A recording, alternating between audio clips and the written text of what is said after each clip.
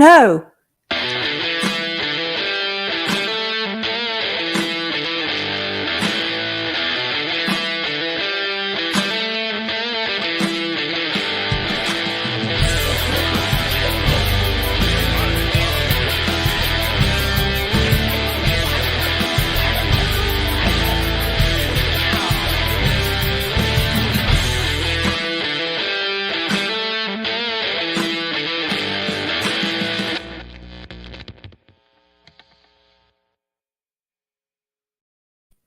Hello and welcome to a live deprogrammed episode.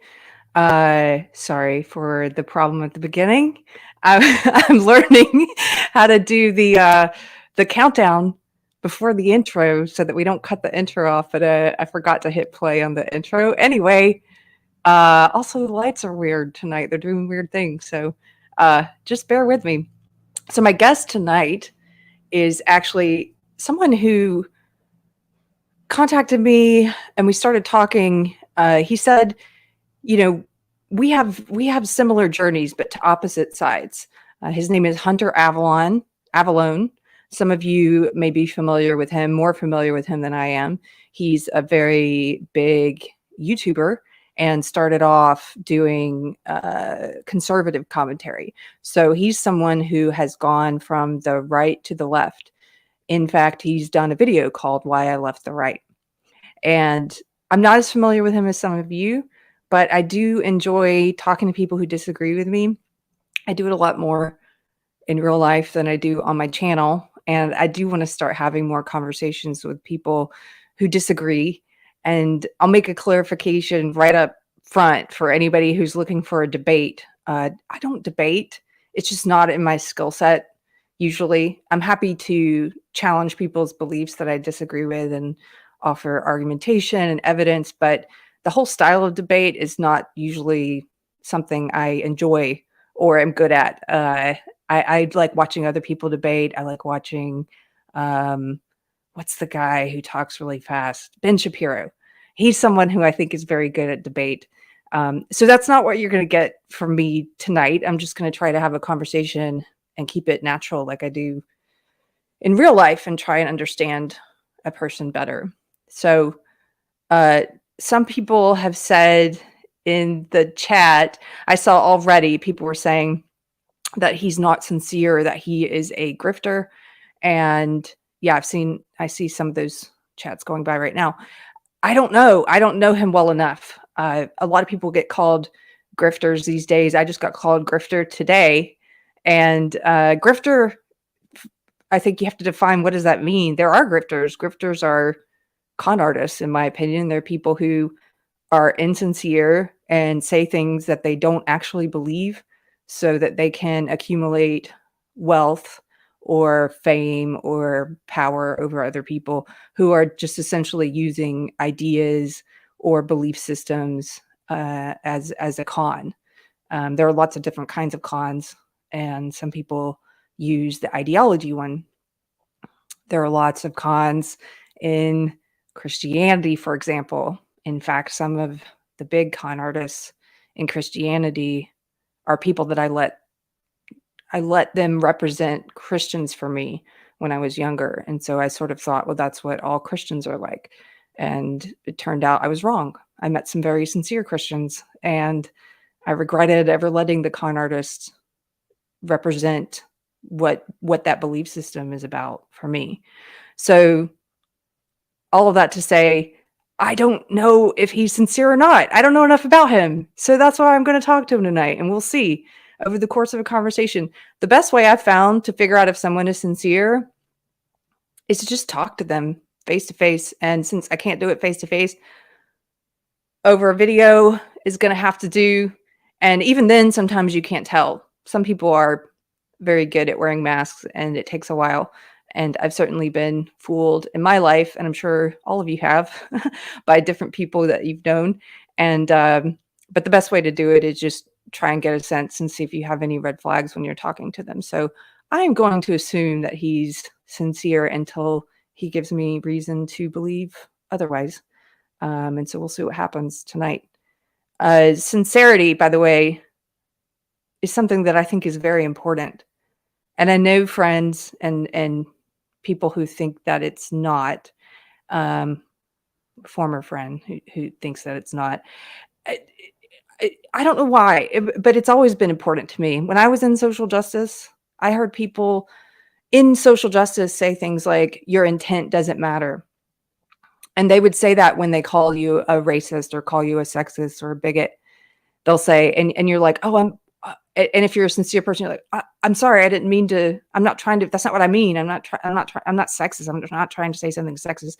And they'll say, intent doesn't matter. That's one of their phrases that they like to repeat.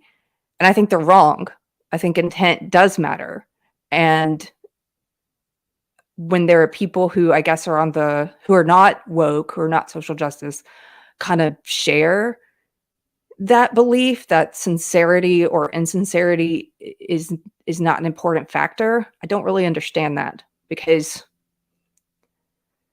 I guess it's because I can still have a good conversation with someone and like someone who has radically different beliefs than me if I think that they're sincere in those beliefs. And I do have some friends like that who believe in social justice, even a few of them still.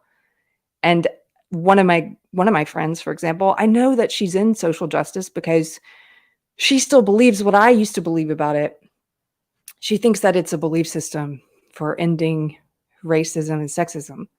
She thinks that it's progressive. She thinks it's a kind of liberalism. And I know that she thinks it's good. And so her intent, being in that belief system, is good, in my opinion. And I think she's a good person, even though I think her ideology is evil.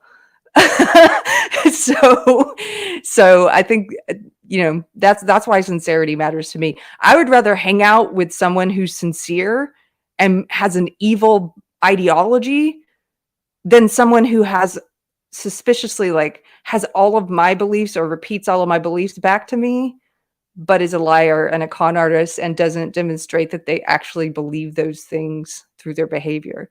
So, for example, in the past, I have done a conversation with Jangles, Justin Gibson. Some of you guys know him from Twitter. He goes by SJW Debates. He enjoys debates. He's someone who likes debates. And I don't agree with him on practically anything. And I think that his ideology is truly evil. But I like him as a person. Is that strange? I don't think so. I think he's a good person. I think he's very misguided. I've actually said that on Twitter to him before, trying to explain this. And I'm like, well, Jangles, I don't agree with you on anything. I think your ideology is evil, but I think that you're a good person. And he's like, thank you.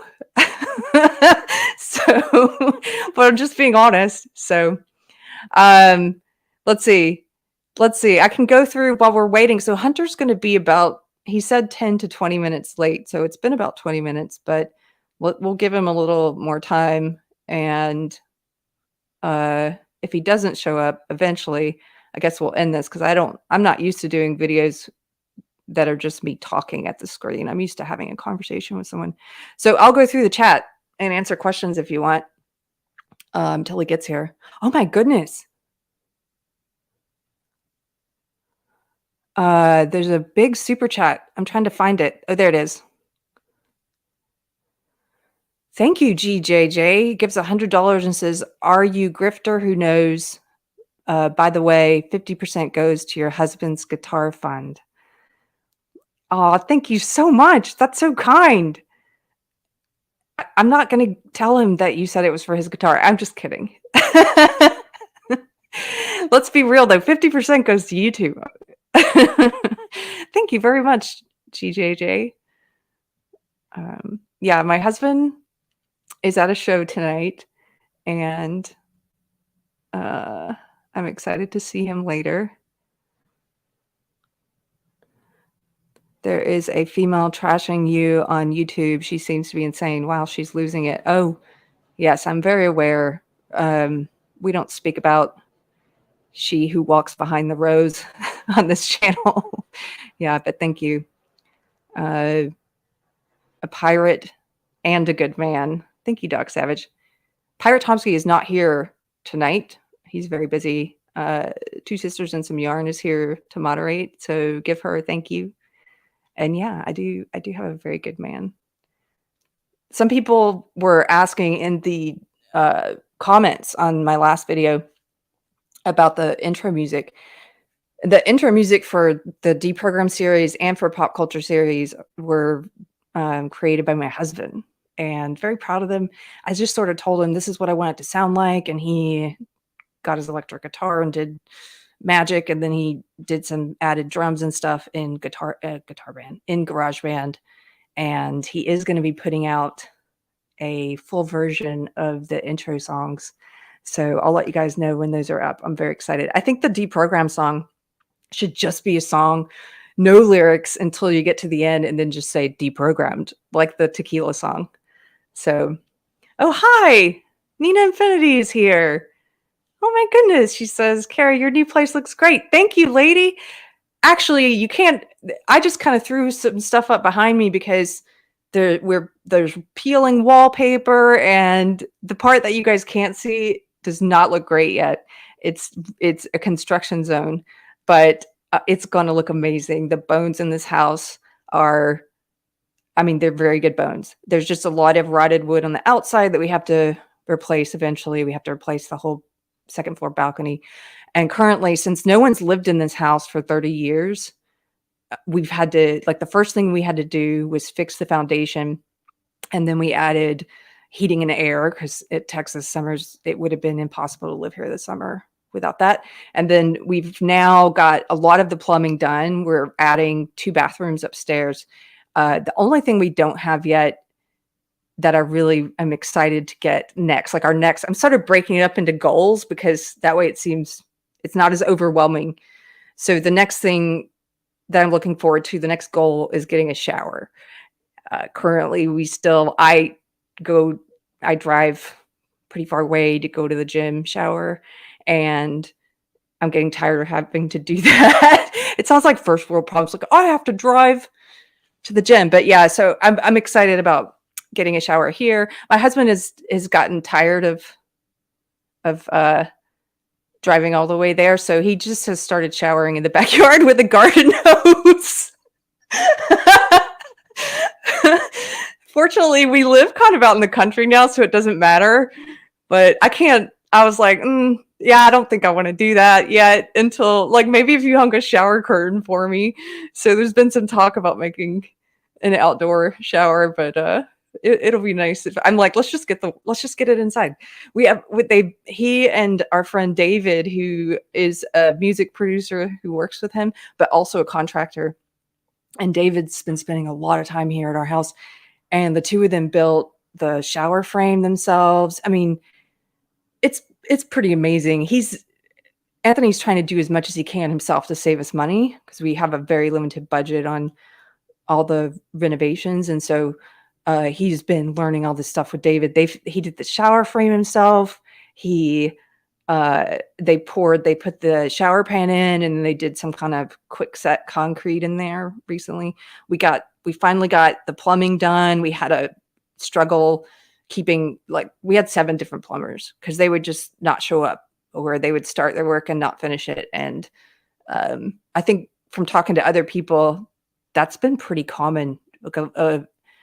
There's a high demand for skilled workers right now, and they have a lot of job offers that they can take. And so it's hard to get them to commit, especially if you live way out in the boonies and have a big job like ours. So anyway, I'm excited for the next steps with the shower. Let's see. The Swill. Thank you so much. The Swill gives a $10 super chat and says, insincerity is in the eye of the begrifter. Thanks for all you do, Keri. Yeah, I guess it's subjective, but I'll see what my gut says. You guys can see what your gut says. In any case, I knew this show wouldn't be up the alley for some people, but for those who are interested, maybe to be fruitful, maybe we'll see how to have a conversation with someone who disagrees with you and sort of try and get to the things that you agree on. Plus, I'm just curious if if he is sincere, like what, I don't know anybody who's left the right and gone to the left other than when they're young, sort of, in college. A lot of people do that when they're younger. So, and I think he is a bit younger than me, but not that young. Stop being posh, Keri, go get hosed down. No, Nina. No. We still have neighbors, okay? Like, we're out in the country, but there's like neighbors back there. I'm gonna get shower back there. Okay, let's see. Greg asks, is there a supply chain shortage of skilled labor? Maybe. I think they're just in very high demand right now. And I'll tell you, all the wood and the lumber, everything that we're buying, all the prices are pretty high right now, which is crazy. Contractors are definitely grifters. Well, not our friend who's helping us out. He's great.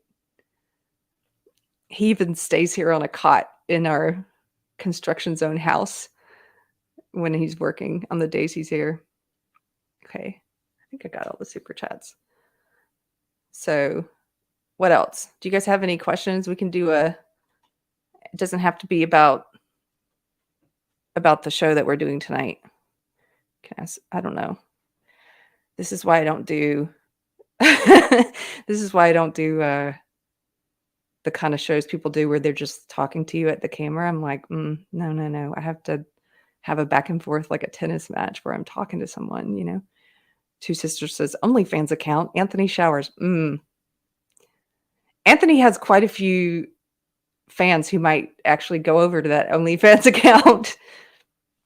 When I met him, I was like, wow, you got a lot of music floozies. 16-bit mascot. Keri, seriously, how much space in your home do you dedicate to the hats? I could talk about hats and boots. We could do that. So somebody says Hunter's not coming. Let me see. He says he'll be here closer to 6:30, which is right now. He's putting his kids to bed. Okay, so we'll wait a few more minutes. Keri, how much space in your home do you dedicate to the hats? Well, actually, I have in my old house, I had a small room in the back. That old house was built in 1950, and what they would do is when they would have a baby, they would add on to the house sometimes, like add a room. And so that back room was small, and you could tell it had been added later, and whoever added that room didn't properly insulate it. So at my old house, I had to have that room sort of almost torn down and reconstructed because a lot of the wood was rotted. So anyway, once that was done, I turned that back room into a closet. And so I just line the closet. I'm going to do this here too. I just line it with a shelf that goes all the way around so I can put all the hats there and they don't get warped and stuff. So that's it. Just the top of the closet for hats. I actually don't, people call me the hat person because I like hats. I wear them a lot, but I know a lot more. I don't know a lot about hats. I don't know a lot about handmade hat making. I have one handmade hat. It's this beautiful red one that my friend gave me for my wedding.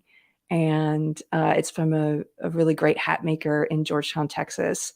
But that's the only handmade one I have. And I don't know enough about them to direct people on where to go. Usually I can tell you what I like style wise. I've done that for friends before, but I know a lot more about boots. I used to sell handmade cowboy boots. And before that, I collected them for, 10 years. And when I got to sell them, it was great because you're just walking into a boot shop, like a handmade boot shop, and the smell of the leather just permeates everything. It's a beautiful smell. It gets in your clothes. You take that smell home with you. And just to be around all that artwork, because the shop that I worked at, we did handmade reproductions of vintage designs. So it was all 1940s and 1950s patterns, that was the heyday of cowboy boot making. So in the 40s and 50s, there were all these different TV shows with cowboys, Gene Autry, Roy Rogers, people, Hopalong Cassidy, stuff like that. And so a lot of the boot makers at that time were doing really decorative boots, like very colorful, lots of intricate patterns, what's called overlays and inlays of leather, where you've got cutouts and then leather behind it stitched in. And so we did all those reproductions. We did a couple of actual reproductions. Our bootmaker was third generation bootmaker from Leon, Mexico, and his grandfather was a very famous Mexican bootmaker. And so we did some of the ones I have are reproductions of his grandfather's designs, like this really amazing red pair called the Mariposa, which is a butterfly on the front and a phoenix on the back. They're in like the boot history books, that design, you know? So, yeah, when people want to know about cowboy boots, I know a lot more about that, and I can direct you. If you ever need someone to give you advice on a boot, feel free to contact me and I'll try to get to it, because I've done that for a ton of people. And there's a lot of, this is a great super chat. Thank you. Frankie, long time. Thank you for the super chat. What's your favorite brand of handmade boots? See, if I were to do a show about this, I don't know how many people would watch, but I could talk about boots forever. My favorite would be Rocket Buster boots out of El Paso, Texas. And she is just amazing. If you go to Rocket Buster boots online, it's what I call boot porn. It's the gold standard of handmade. She can do anything on a boot, and she does it the authentic way. Like she doesn't do these cheap, like 2 stitches. You know, she uses grade A leather. The soles of the boot are all put together with lemon wood pegs, no nails, you know, stacked leather heel, no wood or cork or fill or anything. Handmade welt around the edge of the boot. And she just does beautiful designs. But her boots are, because they're handmade and they're custom, which means they make them to your feet, they're going to start at around $1,500 for a pair. I don't have a pair of Rocket Buster yet. One day I will own a pair. I scour eBay for old Rocket Busters, but they can even go up to, I know some of the celebrities who bought boots from her. I mean, I think on the high end, her boots go for like 20 grand for a pair. Crazy. But when you see them, you're like, oh, I get it. Like there's a lot of work and love that went into these, right? So I love Rocket Buster. If somebody says, do not Google boot porn. No. Here, let me see if I can bring it up for you while we're waiting. Hunter's going to get in and be like, what are we talking about?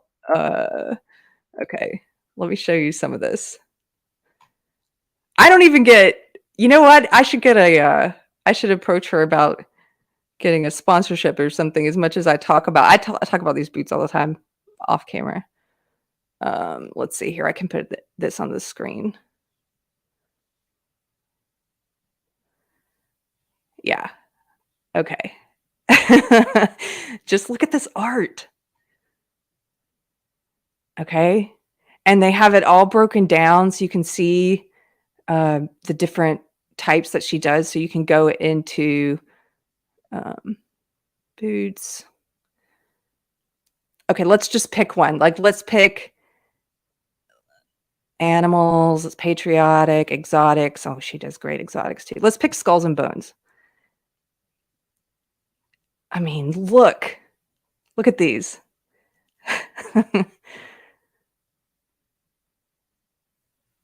It's just a work of art on your feet. There's a lot more. You can also I don't want people to think all handmade boots cost this much. They don't. The reason hers cost so much is because of the amount of time it takes to make them, because look at all these overlays and inlays. All of that's done by hand. So it costs a lot because they're not just handmade. There's a lot of work in them. And because they're custom, so she's making them for your feet.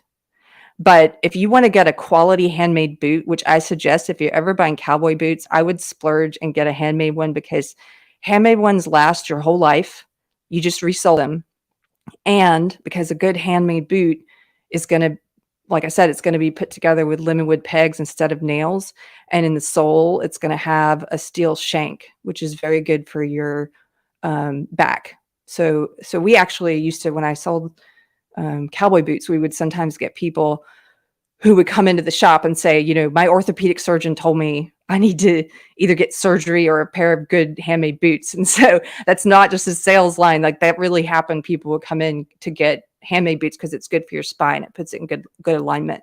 So if you want a more affordable pair, the best I've seen for affordable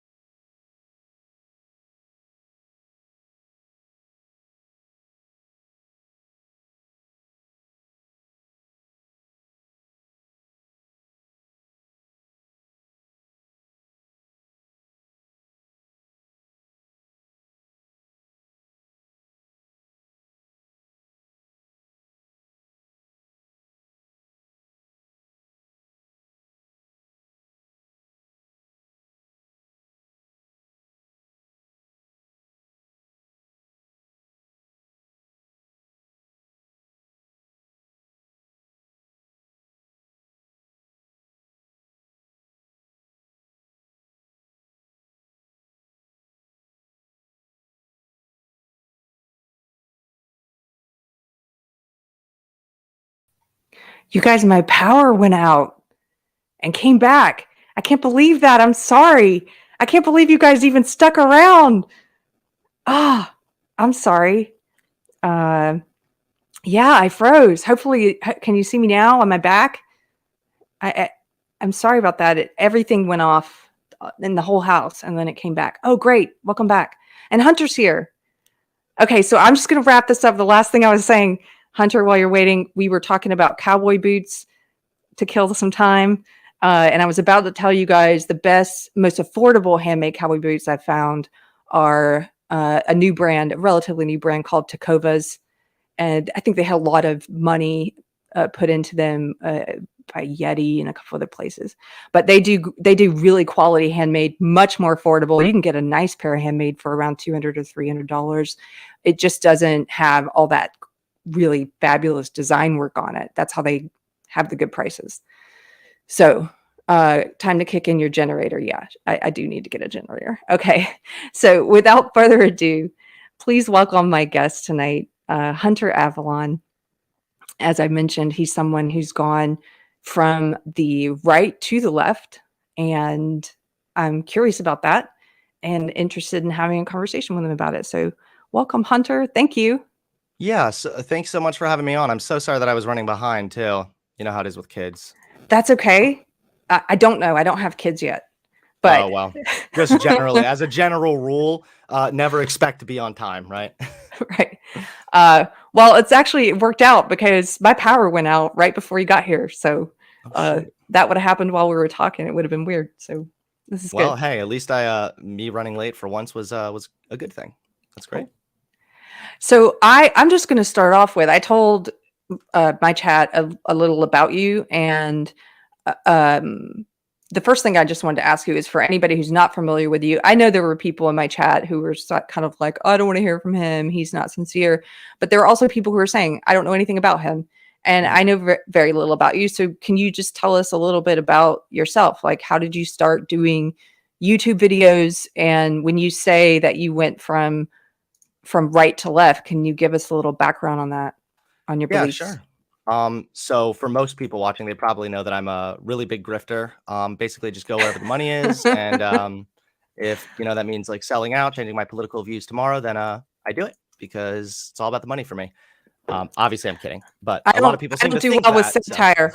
Sarcasm confuses me. People okay. don't worry, don't worry about it. No, I started making YouTube videos way back when I was much younger, and I started off just making kind of funny like skits with my siblings and whatnot. But I really started to delve into the politics side of things near the end of 2014, and then especially in 2015. That's when I really started taking it more seriously. And it wasn't until how old were you when you say when you were young? Like, how old were you around that time? I'm trying to think here. I was probably around 18 or 19. Oh, So I was pretty okay. young still when I first broke into the politics sphere of everything. Um, but yeah, it wasn't until 2016 that I really started to gain more popularity on my channel. Views were starting to go up a lot more. I was starting to have more controversial opinions and really was just sharing a lot of conservative views. All of which What were views that I truly held. So can I ask you, what were some of those like conservative views that you had back then? Not yeah, conservative, sure. but conservative, or you said controversial. What were some of the controversial ones? I mean, if they're conservative views, they're going to be controversial. So Okay, yeah. kind of one of the same. But True. I was heavily against anything involving the LGBT community. I was heavily against BLM. Trying to think what else I did. I was usually Those were like the big ones. I mean, I really started to gain a lot of notoriety after I did my video called "The Truth About Transgenders," which surely you can tell from just the title alone that sounds like it's going to get a very wonderful response from people on the left. Yeah, no, What were you saying in that video? What were your opinions back then about transgender people?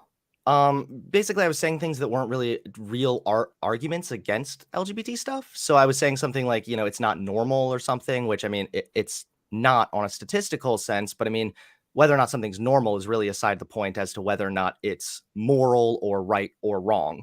So some of my arguments were just kind of poorly set up.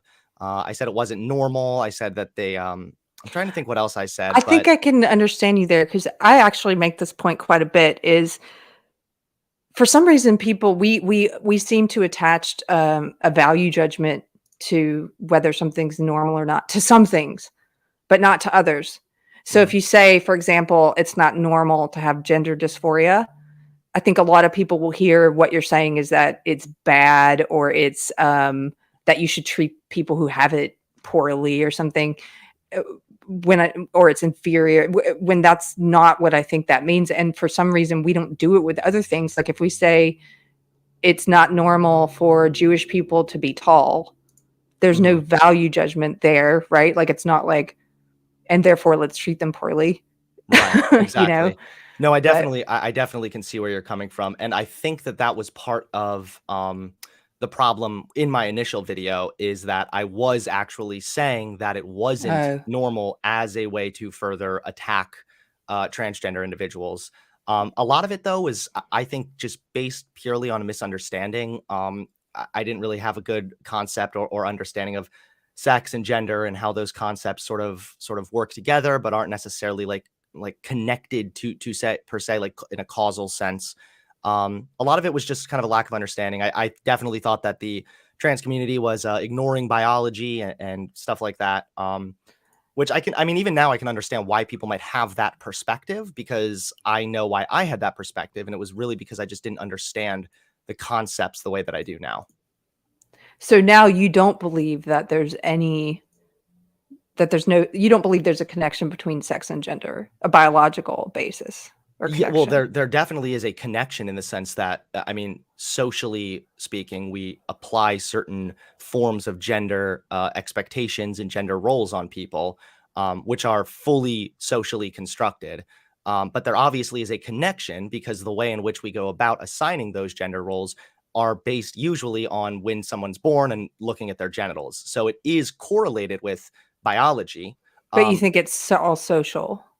Well, I mean, not the biological part, but the gender part. Yes, the gender concept So is talking about a social construct. have you read those studies about, I'm sure you have, that get cited a lot, excuse me, about capuchin monkeys, I think it was, where they studied them and they gave them different kinds of toys.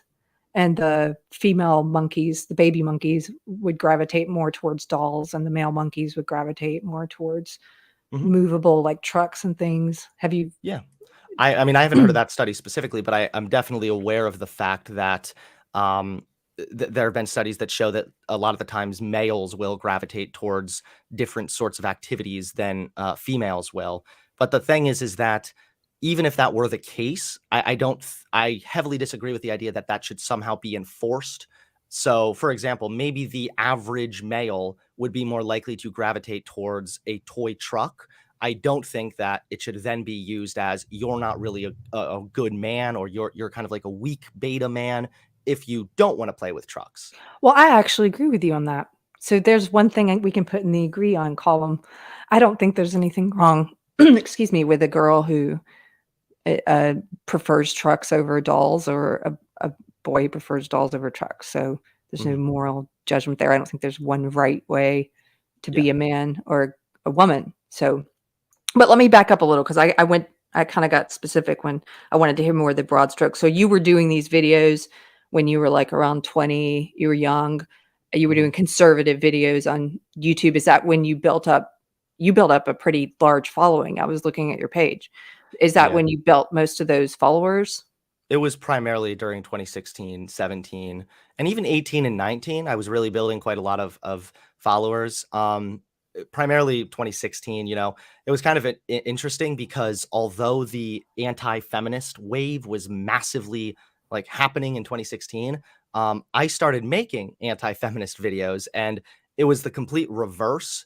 It wasn't as if I saw that this thing was really popular and then decided to do it. It was actually that I was hearing a lot of shit about, oh, I'm sorry. Am I able to swear on here? Yeah. Okay. Sorry. I was hearing a lot of crap about feminism and the insane things that some of these feminists were saying. And so I started to make videos just sharing my thoughts on that. And I didn't even know that this was like a huge thing on YouTube at the time. So obviously from there, my videos really started to pick up traction, and I started to gain really from 2016 onward. And were you always, because I know you were young when you said you first started getting into these, like sharing your opinion, your political opinions and your ideas on cultural issues. Were you raised in a household that was conservative, or was that something you came to as a young adult on your own? It Did was a you little bit have of, opinions before that, political opinions before that when you were younger? yeah, it was really a little bit of both. So, I mean, my parents were not actually really super political in general. They were more just kind of, the standard, well, we vote against the Democrats, just vote Republican. They weren't really like into politics the way that I am, for sure. But my grandparents were a lot more into politics. They were also really heavily conservative. They were considered Tea Party, I think, for a little while. And so some of my inspiration for politics definitely came from their influence on me, I think. But I've always been a really outspoken and passionate person. And like when I believe something, I always am interested in fighting for that opinion in a way. So although my opinions definitely somewhat came from my grandparents, they were also my own opinions, and I did believe them to be correct and true as I was talking about this in my content. But yeah, I've always just been a really passionate person too about stuff that I'm into. Yeah. And so what happened for you in your transformation of thought? Because I know, and people who watch my show, they sort of know the broad strokes of what happened to me, which was a long process of leaving what I do call a cult of belief. My old belief system was social justice. I was in it for 2 decades. Um, I came to it around the same time you not the same time. I'm a bit older than you, quite a bit. I came to it around the same age that you started doing your political videos. So when I was at college in my late teens, that's when I sort of started through women's studies classes, critical race theory, queer theory, these kind of classes. I was Mhm. picking up this belief system, but that I don't think I even realized it was a belief system at the time. Anyway, I was in it for a long time. Leaving Yeah. it also took a couple years. What was your story? Like what were some things that you started to think that made you question your beliefs and things that you'd been talking about? Right. I mean, it too was a pretty slow process. A lot of people are under the impression that this happened overnight for me. And I think part of the reason for that is just because since I was like a public conservative figure, um, people aren't seeing my day-to-day life. I didn't make vlog videos, right? Like, I mean, I would jump on my camera and record a video. I was usually posting 2 videos a week, and it was just me talking about politics. People really had no idea what was going on behind the scenes. So I sympathize with some people who claim that like it seems like I transformed my political beliefs overnight or something like that. But in reality, it was just a very long process. First, it was the birth of my daughter. At the time, I was pretty anxious about all of that, especially because I was so young and everything. But once my daughter was born, I was so thrilled to have her, and that was kind of the first thing that really started this off because I started thinking I was so confident in my opinion that having a kid here was not going to be the right thing for me. And yet here I was completely wrong about that. So I sort of started reassessing like what else might I be wrong about in my Mhm. life? Because I was like shocked because of um how strongly I held the belief that this was not going to be a good idea for me, or this was going to be something that was going to really kind of screw up my life in a way. I know it sounds harsh, but I mean, those were truthfully the kind of thoughts that were going through my head. And then, yeah, obviously that turned out to be completely different. And I now actually have a son as well. So, um, Congratulations. thanks. Yeah, that's kind of where it really started. And I did some debates. I was confronted with certain data sets that really kind of flew in the face of the type of opinions that I was espousing previously. And it was really through 2019 where the majority of my change happened. So my daughter was born at the very beginning of 2019, and it wasn't until 2020 in like April or something that I actually announced that I was leaving completely, like walking away from the right. So I mean, it was still quite a process. There was still a lot of introspection. I had to do a lot of research. Um, so yeah, I mean, I guess that kind of clears up the thought that maybe this was just like overnight. Were you back then when you say you left the right, were you were you a Republican? Were you strongly would you say you were pro-Republican and pushing a party, or was it more of uh, I mean, I would vote. conservatism? Yeah, I mean, I, Okay. I voted Republican, of course. And yeah, I wasn't so much like, oh, the Republican, the RNC. I wasn't exactly into that side of things. It was much more the sort of conservative social politics, especially. That's why I still right now focus primarily on social politics. So, like I said, trans stuff, BLM, those are some of the top subjects that I would hit on because they were both social issues and I had a conservative opinion on them at the time. Mhm. And what about now? Are you a Democrat? Would you say that you're someone who, same question, you push the Democratic Party, or you just consider yourself, you said in your bio you're a social democrat. So what does that mean? Yeah, and just to clarify for people in the chat, a social democrat is not the same thing as a democratic socialist. To be crystal clear, I am not. What's the difference? So a social democrat believes in capitalism still, which I do. I think that capitalism right now is the best and most realistic, at the very least, economic system. And I think that the best way that we can go about improving society is partially, besides, of course, the social change, but also the implementation of stronger social safety nets. So I always point to the Scandinavian countries, which have just stronger social safety nets. They have more access to healthcare. I think that that's a really big thing that needs to change here in America. And their happiness levels over there are way higher than where we are here in America. They have much more economic mobility as well. So that's what a social democrat is. A democratic socialist, those are people that believe in socialism, which I still think socialism and communism are honestly like a pipe dream at best, maybe incoherent at times as well. But they believe that we should get to socialism democratically. So vote, kind of play into the system until we are able to reach a point that we can then implement actual socialism, usually some form of a market socialism. Um, So yeah, that's not that. I'm not. I'm not a commie. I'm not a commie cuck, as I say over here. So Hmm. There's someone asking this in chat. Let me see if I can find it. Oh, I started it, so I can find it. Um, Now you can tell me if you think this is accurate or not. I don't know. He says, "Does anyone catch this? Is regret to inform you, and Mhm. anyone catch him saying that his anti-gay views were quote conservative opinions? That pisses me off. He may have been a phobe, but don't blame your personal views on a party." Were you? Do you think that you were phobic back then, or that you didn't like gay people or trans people? Hmm, Were you I don't know, prejudiced homophobic. towards them, homophobic? Yeah. The all the phobics and the isms. Yeah. Well, first to address the question, I mean, it's primarily conservatives who are pushing for legislation that is anti-gay or anti-trans. It is primarily conservatives who are not as in favor of gay marriage, primarily because there tends to be a lot of overlap between Christian conservatives as well. So, was I a phobe? Like, no, I don't actually think I was. I definitely spread bullshit that Mm. contributed to that kind of thing. And I definitely spread nonsense that other people who did vehemently hate gay people and think that they were like subhuman degenerates would totally agree with it and love my content then. But no, I don't think that I myself was actually like a really homophobic person in the sense that I wasn't scared of gay people. I didn't run away from gay people. You know, I knew gay people at the time. I know that's kind of corny. I have a gay friend, but I It's not wasn't really like corny.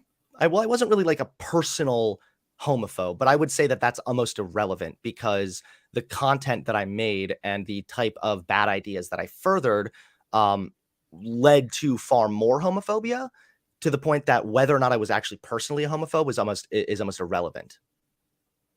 Okay, so well, let's dig into this then, because you say conservatives are pushing anti-gay or anti-trans policies. We probably have some disagreement on this. So, Mhm. and maybe we have some overlap on things we do agree on. But for example, what would you define as anti-trans? Do you think that the in Texas, that's where I'm at, for example, Mhm. our governor has now said we're not going to allow children to make permanent medical decisions Mhm. regarding gender identity until they're an adult. So there were some clinics here that were doing even double mastectomies on kids as young as 13. That's not going to happen anymore. Our governor has said no puberty blockers, no cross-sex hormones, no surgeries until you're 18. And you Mhm. mentioned the Scandinavian countries. In some ways, you admire them. This is one of the ways I admire them in some ways too. Mhm. Switzerland and Finland, for example, they have done this. They have banned these elective medical procedures until you're 18. Mhm. Is a policy that's a policy I agree with. I don't think it's anti-trans. I think it's geared towards protecting children from themselves, the medical establishment, maybe Right, right, right. misguided parents.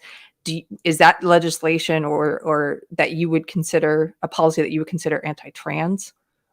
Just to be clear, is this the one where Governor Abbott said that it was child abuse and that parents should be investigated for Yes. going through? Okay, yeah.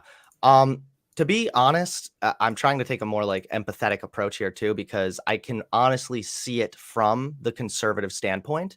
Right. And I also think that there's a lot wrong with the industry right now in how they handle the issue of transgender people. So this is sort of like a multi-layered question slash problem. So, for example, trans people exist and can be valid in their gender identity, while simultaneously certain clinics and medical institutions might not be following policies properly and in turn doing actually legitimate harm to people who might not actually be trans at the end of the day. So, just to be clear, even if there were a problem with the gender clinics and with the medical institution, that is a separate problem. Whereas like trans people as a actual concept, I think that they're valid regardless of how the medical institution handles stuff.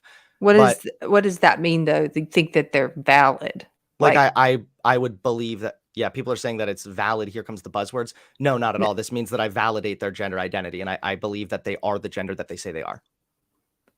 Oh, okay. That's what valid means. Just for the person in chat, that is not a buzzword at all. That's Well, literally the that's definition of the important word. to figure out what those definitions mean so I can understand what you're saying and you can understand me. And so you're saying when you say you believe they're valid, you are validating, you're saying that they are the gender they say they are, but not the biological sex.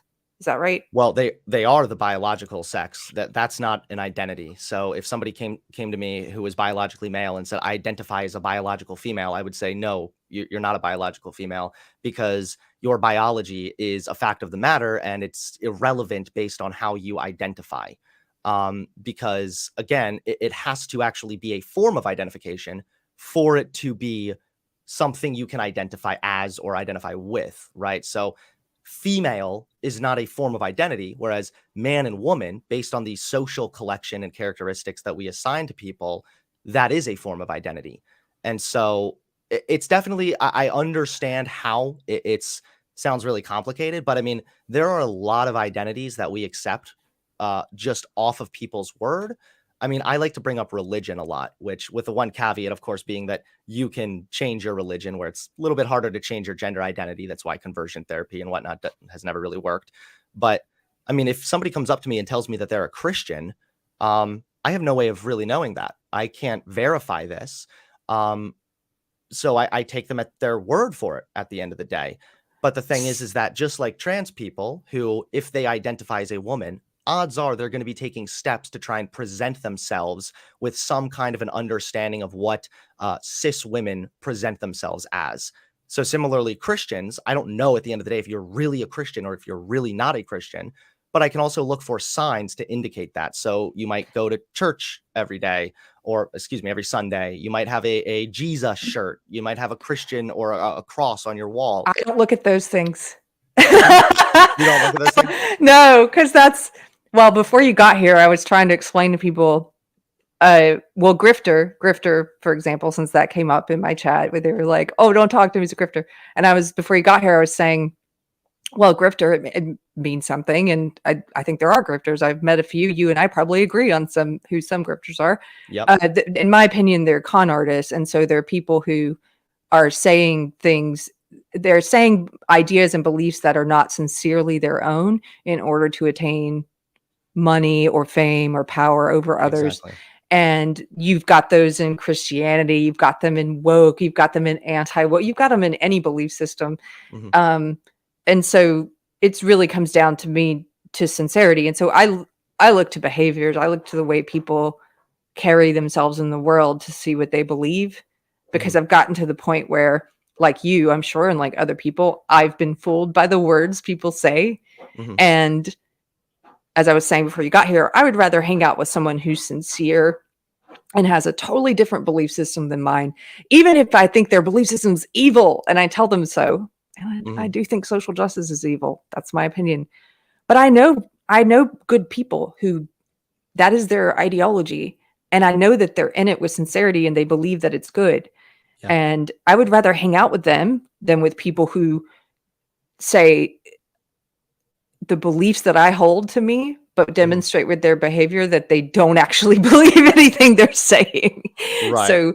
So that's to get to that. Anyway, I'm sorry, that's a tangent. You were saying to determine if they were Christian, you would look to see like what shirt they're wearing and stuff. It's like, yeah, well, no, I'd kind of look at how they carry themselves. But I hear what you're saying. That's absolutely part of it too. I mean, I was kind of just spitballing a couple different ways in which you might be able to deduce, like, oh, it seems like this person is probably a Christian based on how they're presenting themselves, basically. Right. But also it is behaviors. There are also behavioral elements of gender as well. Well, so then let's get to the gender part that you're talking about. So, and I hope you don't mind me pulling this apart just to understand it better. So, no, not at all. So when you say they are the gender that they identify as, and you validate that, I guess that's where on this issue we're going to have a little disagreement, because I no longer. I used to believe that gender was this sort of separate thing.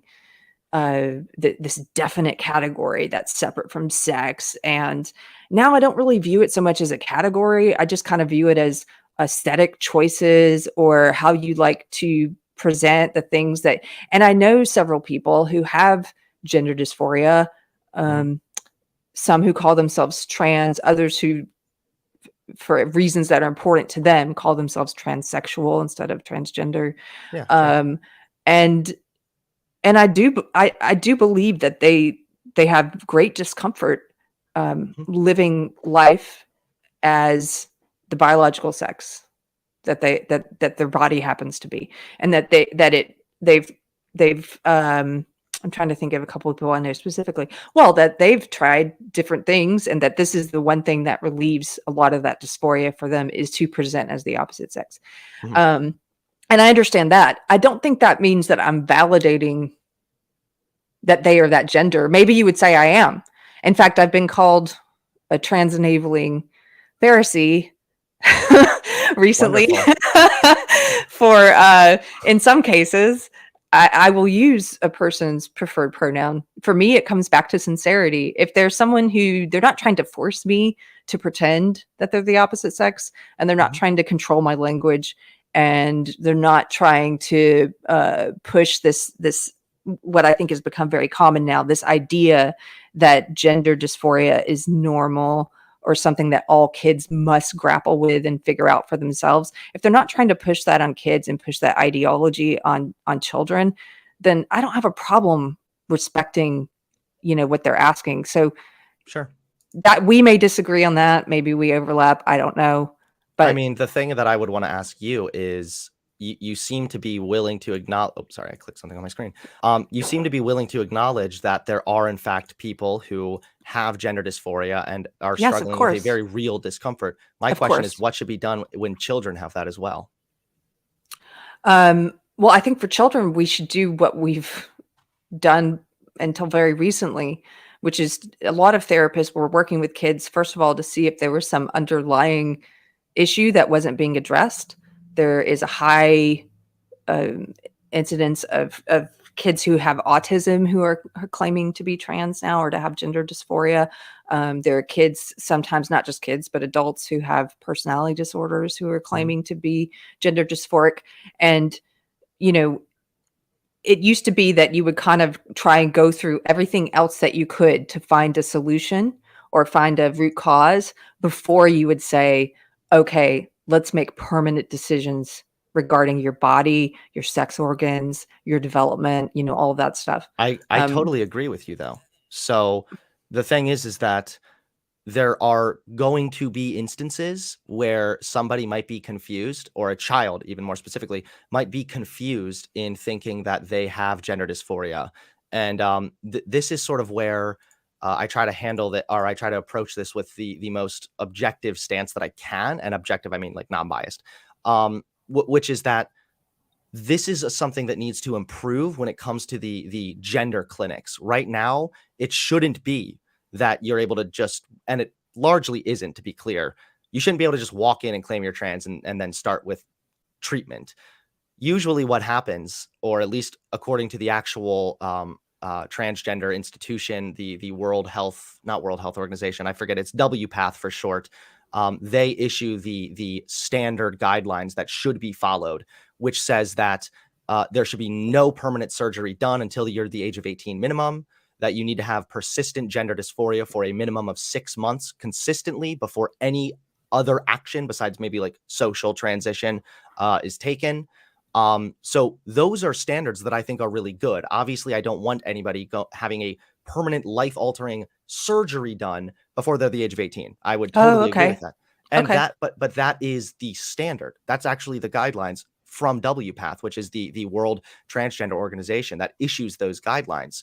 So the thing that my problem is, if I'm seeing that happen, if there are kids, like you said, you referenced somebody as young as 13 having a mastectomy, then I would be starkly opposed to that, because it's not some problem with trans people. This is a failure of that institution to actually abide by the standards that are issued Mhm. in regards to trans people and gender dysphoria.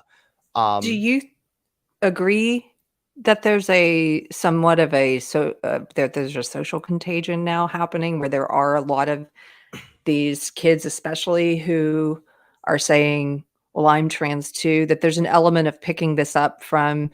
culture and your social circle and different websites. Yeah, Tumblr, I things think like that there that. probably is actually, and that's something that a lot of people in my audience don't agree with me on. I haven't really seen any data one way or the other. I know there was that one study on rapid onset gender dysphoria. We don't need to get into that one, but that was not a very good study. Okay. But I do believe, of course, that it's possible for there to be a social contagion. But this exists with various different societal problems or things, I guess, if I want to put it that way. So, for example, there has been evidence that shows that if young people are hanging out in like a group chat with a bunch of people who are depressed, they are more likely to perceive themselves as being depressed. Oh, yeah. So Do there you is remember what's absolutely such a thing as a social contagion, but again, this would be on the clinic to be handling this kind of a thing properly. And I think that in many cases they do, because you can look at how many people are referred to these clinics and then turned away after going through the assessment, essentially. So yeah, I think that there could be a social contagion. I would never rule that out. But the problem is a lot of the times I think people say there's a social contagion, so therefore trans people are bad. We need to stop talking about trans people. We can do both. Like, for example, if kids have an understanding of depression and there is also a possibility of there being a social contagion, then it's not on the depressed people who actually have depression to feel ashamed, or they shouldn't be stigmatized or treated poorly by society because of the possibility of a social contagion. Are you aware that actually, I mean, maybe you are, but a lot of the trans folks I know who speak out against transitioning children medically or surgically, that they are actually, they express fear about a possible backlash because people can't distinguish them pe- from what's becoming known as like trenders. Now, you may not like that word transgender. You may think it's how do I get to determine who's sincere and who's not, right? But do you know that there's kind of that fear that like because this is being pushed so strongly, that transitioning kids, you may even disagree with that. Maybe you don't think it's being pushed. Well, I But think that I'm sorry, could you repeat that last part of your question well, again? are I you do think that aware there's that such a there are thing as trans, transgenders. Yes. right? And okay, you do think there's such a thing as transgenders. Are you aware that there are transgender people or people with gender dysphoria, adults, Hmm. who are afraid of a backlash rising because they're being lumped in with this sort of this trans movement to normalize and push trans ideology, this idea that every kid needs to grapple with their gender identity and figure out what it is, that there's that growing fear of what's going to develop because of that, that they can't be different, that some people can't differentiate them from transgenders, for example. Well, usually what I would say in regards to the transgender stuff. So again, this is where I break away from the farther online lefty sort of spheres. I fight with those people almost as much as conservatives lately.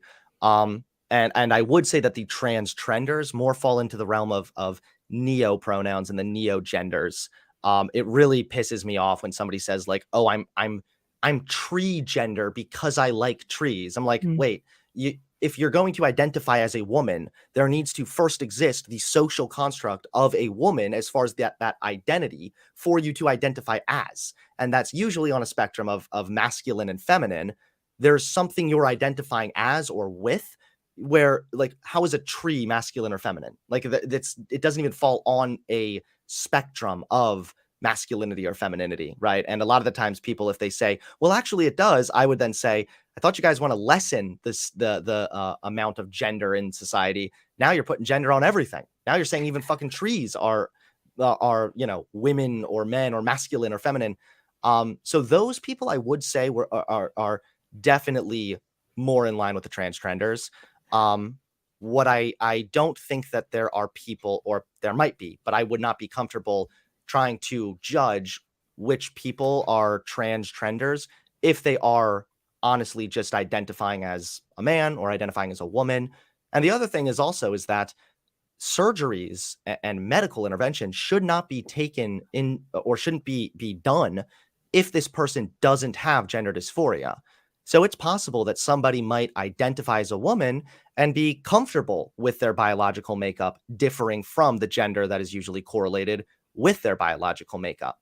And that person shouldn't be going to a clinic to have hormones or anything because they're already comfortable with it. The medical intervention is much more in regards to gender dysphoria specifically. And of course, if somebody has gender dysphoria and that's medically documented, then I would definitely not be able to say that they were then a transgender, because there's medical proof at that point that they actually do have some kind of ailment that demands medical intervention. So a lot of it's just kind of like trying to separate those concepts. I recognize there's a lot of possibilities for them. So like I said, I'm a bit older than you. A lady's not going to tell her age, but in the 90s, we had a couple of social contagions. One of them was anorexia, which is a very real thing, obviously, eating disorders that affect people. But what I mean by social contagion is that it reached a point of public consciousness where people were talking about it. It was an entertainment. There was an episode of Ally McBeal about it. And suddenly people who had never, bless you, who had never grappled with that before kind of adopted it. You saw a lot more young girls in particular adopting that and picking up this behavior and saying, yes, I'm anorexic too, and or I'm bulimic too, and adopt. And there was this explosion of eating disorder cases. From what I recall, this was one of those examples of social contagion. I think something similar happened with cutting, where it reached this critical mass of in the public square, where enough young people had heard about it, where it became this thing of like, yes, I cut too, and then there's more people doing it. And I would say probably I'd put satanic panic in there. So in the 80s, 90s. Yeah, I remember that. Well, right. I don't remember it, but I've you don't remember, read up on it. Yeah, very interesting stuff. But there were all these people. It coincided with I think it was the publication of a book about what at the time was called multiple personality disorder, and now they call it dissociative identity disorder. But it's where somebody like Sybil, like the book Sybil, where it's like, I've got all these different personalities in my head. And so around that time, the idea of being able to have memories that you had buried that were then retrieved, recovered memories, became popular. And around that same time, there were all these cases, one after the other, of kids at daycare centers and stuff saying, I have these recovered memories of satanic abuse. And there were all these satanic rituals happening. And there was explosion of it in the news. My point being, I've seen social contagions before where something hits critical mass in the public consciousness, and then there are lots of young people exposed to it for the first time, an idea they've never had before, that a small percentage of a fraction or what have you, or a small percentage of people dealt with, that you're introducing it to the mainstream, and now you have all these new cases. Why? I think the trans activists would say, well, the reason we're seeing an explosion of kids now saying they're trans is because we've reached a place in society where it's safe to do so now. And they've always it's kind of in the middle. I would say it's because there is definitely more acceptance, to the point that I would expect to see an uptick of people who are comfortable coming out as trans. But I don't know if I would say society is completely there, because there are still also a lot of problems and discrimination that trans people face almost on a day-to-day basis. I mean, just the statistics are pretty disappointing, for sure, that when you read about how they're more likely to be victimized by violent crime or violent assault, they're more likely to be homeless, they're more likely to be just put in bad situations. Usually there's higher rates of drug use. People will bring that up because of the negative circumstances they're sort of pushed into, whether it's getting kicked out of their house or something. So yeah, like my question for you though would be that, let's go back to what you said, that there was a bit of a social contagion with anorexia. So what do you think should have been done about that? Because I know you will agree with me that anorexia is a real illness. It is a real problem, and people that are really anorexic need to be treated. They need to get help immediately. So how does this apply necessarily to the trans issue? Because again, even if there were a social contagion like there was with anorexia, that doesn't mean that all of a sudden anorexic people are bad, or anorexic people are insane or degenerate or something, or nobody should ever know about anorexia. Correct. I think that's a great question. That's the kind of question that makes you think and reach, right? I think the difference is, if we're trying to compare at least the way these two things were treated or have been treated, one difference is with the anorexic person, I don't think there's as much of a move to make anorexia your identity. Now that's changed a little in the past few years. Now I see people kind of incorporating whatever mental health issues they have into their identity, such that I think it's dangerous because they start to think this is part of who I am, which means they're less likely. It's not definitely not a one-to-one comparison, because I agree. Gender can be a form of identity, where anorexia is not an identity; it's an illness. I agree. So, but I do think there's more of a, when it comes to, if a kid is saying I'm trans or I have gender dysphoria, there is more of this push to immediately validate. And that's one difference with anorexia, where it's like, we don't tell the anorexic person, yes, you are fat. You're right. We don't validate what they see when they look in the mirror. Does that make sense? Or I know it's not but I also think that there's a really crucial follow-up here, because I've heard the exact same argument made in regards to schizophrenic people, that you don't take a schizophrenic into the office and then say, yeah, the radio really is talking to you. And that's true, because that does harm to the individual. Where what we have right now in the available research is, when you have a child who actually does have gender dysphoria, not somebody who's just, my friend thought it was funny, so I want to be this way, but who genuinely has gender dysphoria, validating their gender affirming care is what it's called, it benefits that individual. It makes their life better. It lowers their likelihood of committing suicide. It brings their cognitive functionality back up to similar rates of the general public in many circumstances. So I hear that argument a lot, and I would agree with that coming from, but there's a difference, right? Because you would not validate an anorexic person because they will starve themselves and die.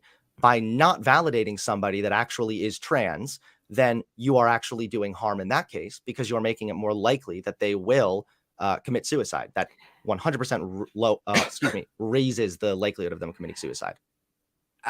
There are also a lot of. I agree with you. No, I actually agree with you, because I know, and I'm trusting my friends who have gender dysphoria, who've told me it helped me to start to live as or present as the opposite sex. I trust them. Social transition. How am I to say it didn't help them?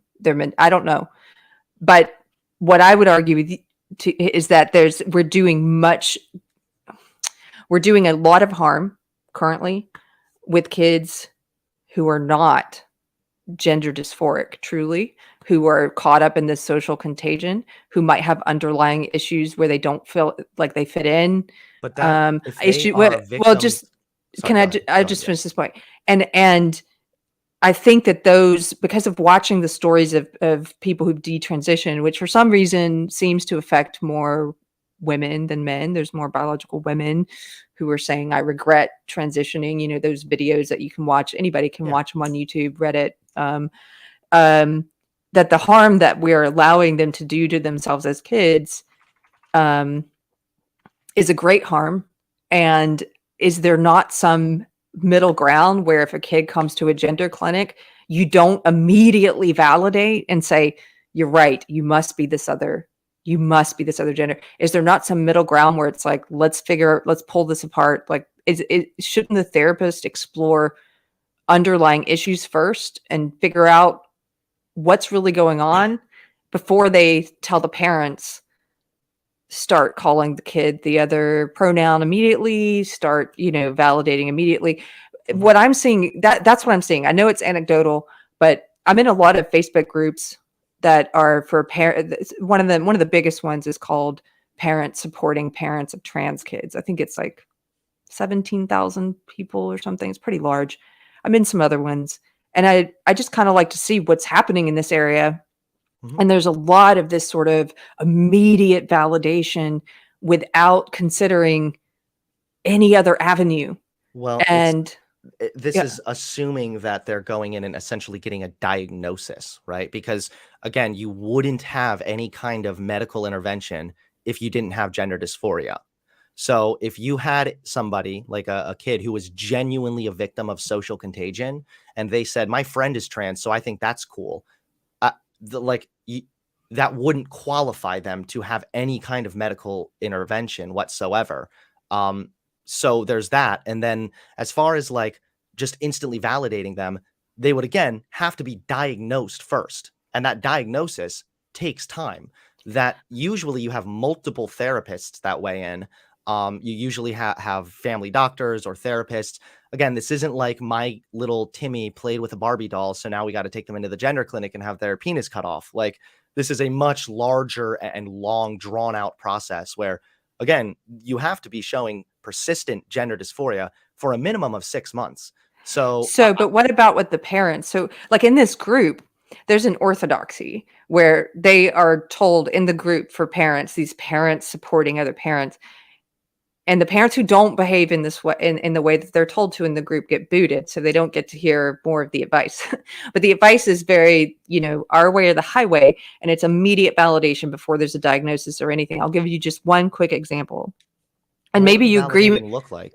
Well, here's an example. Maybe you'll say, okay, well, that's just one example, but I do agree with you on it. Or maybe you'll say, well, that's just one example, and I don't agree. I don't know. But one example, there was a recent article published by Christina Buttons and Colin Wright about one of the parents in this group. And they kept the identity anonymous and everything. The parent came in, I think the daughter was 4 or 5, and said, here's a book that I gave my daughter for Christmas, and it's all about gender identity and how you can be born in the wrong body and being a good ally. And in the comments, somebody said something supportive like, oh, it's so great to see a parent supporting their kid, their young kid, right? And the mom said, no, my daughter's not trans. My daughter's just an ally. Yeah, Mm-hmm. 1 short month later, after having introduced her daughter to this, she posts in the group again, my daughter told me today she's a boy. And I'm worried, did I do something to plant this idea in her head? Mm-hmm. And immediately in the comments, she was sort of piled on by people saying, why are you referring to your son as she? Mm-hmm. It was immediate. But it would depend again on like, I would want to know where it went from there. Like, is it seriously just somebody saying like, can you use different pronouns or call me by a different name? Because I think about this like somebody has a biological name, right? The name they're born with on their birth certificate. And they might ask you to refer to them as their nickname. There are people online who ask you to use an entirely different name. Yeah. So the idea of like changing names or dressing differently or even using different pronouns, I don't really see that as being like a big problem, because at the end of the day, if they're not actually trans, right? Like what? Okay. So they just go back to not having that name. Like, there's no medical intervention. That would be the concerning part of things, is if there was some form of medical intervention happening, which again wouldn't be possible if this person didn't have gender dysphoria. And again, if they did, that would have to be a persistent thing. It couldn't be like they had gender dysphoria for a week. So it's not exactly the same. I guess I don't have a problem with it. I don't have a problem with name changes, by the way. I mean, as I said, I'm someone, I know lots of people go by nicknames. I've gone by a nickname my whole life. And I also have friends. I have a friend from Korea who's changed her name 4 times as she went through the green card process and kept deciding, no, I think for a while she was Winnie because she really liked the Wonder Years. And now, and then she really fell in love with a different movie star. Anyway, the point being, I've known her by 4 names. When she finally got her green card, it was a different name. I don't care about that. But as a parent who is immediately using the opposite sex pronouns, that might be where you and I disagree. I don't think it's good to immediately start saying he for your 4-year-old daughter and him. And I think because what you're doing with that quote unquote validation is you're enforcing and you're giving approval and you're saying this must be true. And I would say, no, let's wait. And we're going to do therapy and we're going to figure this out before I immediately push you down this path. Because then there's Well, if they were also, going to get diagnosed, they should absolutely go to therapy. Again, like there wouldn't be any type of medical intervention. People are asking what I mean when I say medical intervention. The medical intervention, I just mean puberty blockers. And then, of course, anything more than that is really not supposed to even take place, especially nothing like a permanent surgery should ever take place before the age of 18. So the way that I see it is like, why not just play it safe? Because here's what we know. We know that gender dysphoria is a real thing. We also know that using someone's different names or pronouns has no permanent, long-lasting effect on them.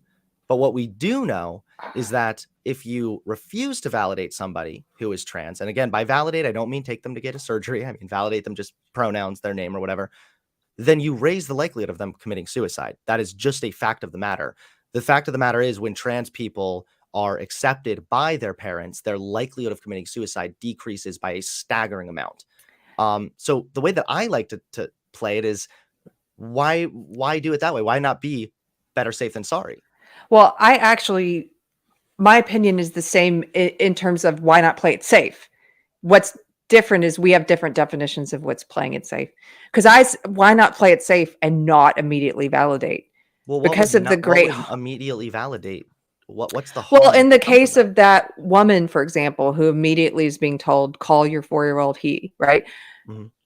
I think that's potentially very harmful for the child, much more harmful than waiting and trying to figure out if this is a phase, something the kid picked up from you, something the kid picked up from social group or school, or like, I would rather wait. I don't think you're doing, because what if you're pushing that kid down a path of they're trying to please parent, and parent has already introduced this idea to them, Mhm. and you get down that rabbit hole then of them not wanting to disappoint. Some of the detransitioner stories I've seen are girls who are saying, um, it was so hard for me to detransition because uh, I had invested so much into this, the whole sunken cost thing, right?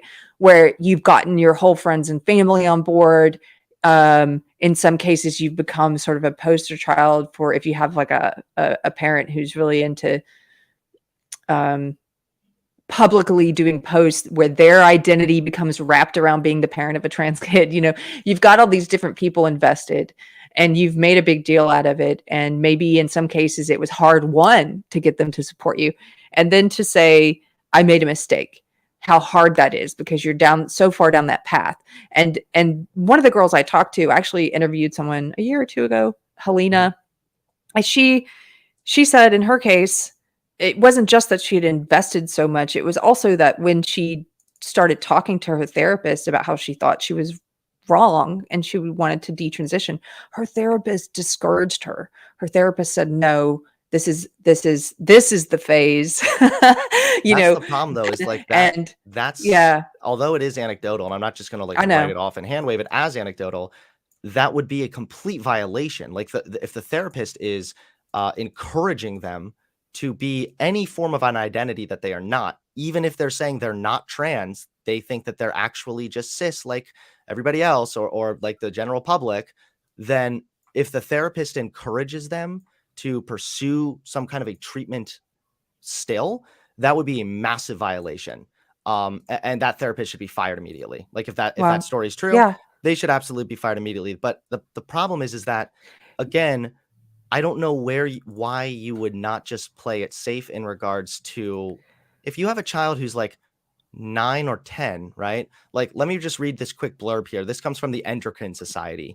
So this isn't like a lefty woke, BuzzFeed.com here. This is a very respected medical institution. It says for a child who has not yet reached puberty, trans health experts recommend seeking mental health support. So they should absolutely be going to therapy. Because even prior to disclosing a gender identity that is different than the one they were assigned at birth, I kind of hate that term, trans youth can experience symptoms including depression, social isolation, and suicidal ideation. While medical guidelines advise that prepubescent children do not undergo hormone interventions, they state that allowing trans youth to socially transition, which can include taking on a new name and wearing a different style of clothes, can greatly benefit a child. So for me, I would say if this is nothing permanent, and this is even what the medical experts are suggesting, why would I not want to play this safe? Well, again, I do want to play it safe. Again, we have different definitions of what that means. Right, So this is but sort of your like, problem is that you're worried that not playing it, or your version of playing it safe is don't validate them, where that has a far greater likelihood of leading to a harm. I don't believe that's true. I don't believe we know all the harms of immediately validating children because we're currently doing it. We don't have all these longitudinal studies yet of what this is going to do to kids. And this may be controversial, but I kind of think the same thing about masking kids, and not just masking kids, but having them spend 2 years for very small kids seeing adults, seeing everyone around them in masks. We don't know all of the repercussions yet. And in that way, I think we're kind of using a whole generation of kids as guinea pigs to see what happens if you immediately tell them. Can I ask you this? If a kid came to you, that mom, by the way, the one who I was talking about, I'll send you this article so you can read it later. Mhm. But that mom who, gave her kid the book was like, no, my daughter's not trans. She's just a good ally. And then a month later, it's like, oh, well, now my daughter says she's a boy. In the comments, the article did follow the post to see what happened over a period of time. And the mom was sort of arguing, but also acquiescing, I would say, to some of the commenters. But one of the things she said to them is, well, I also gave her a book about, she also just came to me and said she's Black. And I had given her a book about diversity and race and stuff. And I'm not going to validate that, right? And so my question to you is, I guess, if a kid came to you and said they were a different race than they were, would you immediately say, well, yes, you are Black? And do you? No, because although the way in which we categorize race is like those are socially constructed categories, I don't think that the ability to just identify with a race is anywhere comparable to the ability to identify with a gender. Even furthermore, there's no evidence that the refusal to validate something like that leads to any tangible harm, where we have the opposite when it comes to the gender thing. Now, in this specific example, I'm not going to lie. If what you're telling me is true, that sounds like a pretty impressionable young girl that read some books and got some ideas in her head and decided to run with it. But is it also not possible that for some people, maybe not that specific example, but for some Right. people, they read a book like this and they realize, holy shit, that's what I've been experiencing. That is what I've been feeling. And this is finally putting it into words what I was experiencing. Like, I Yes, know I for do think me, like, that's oh, sorry, I I do just think want to that's possible. sorry, let me just throw in a quick anecdote. So like I struggle with OCD, obsessive compulsion disorder.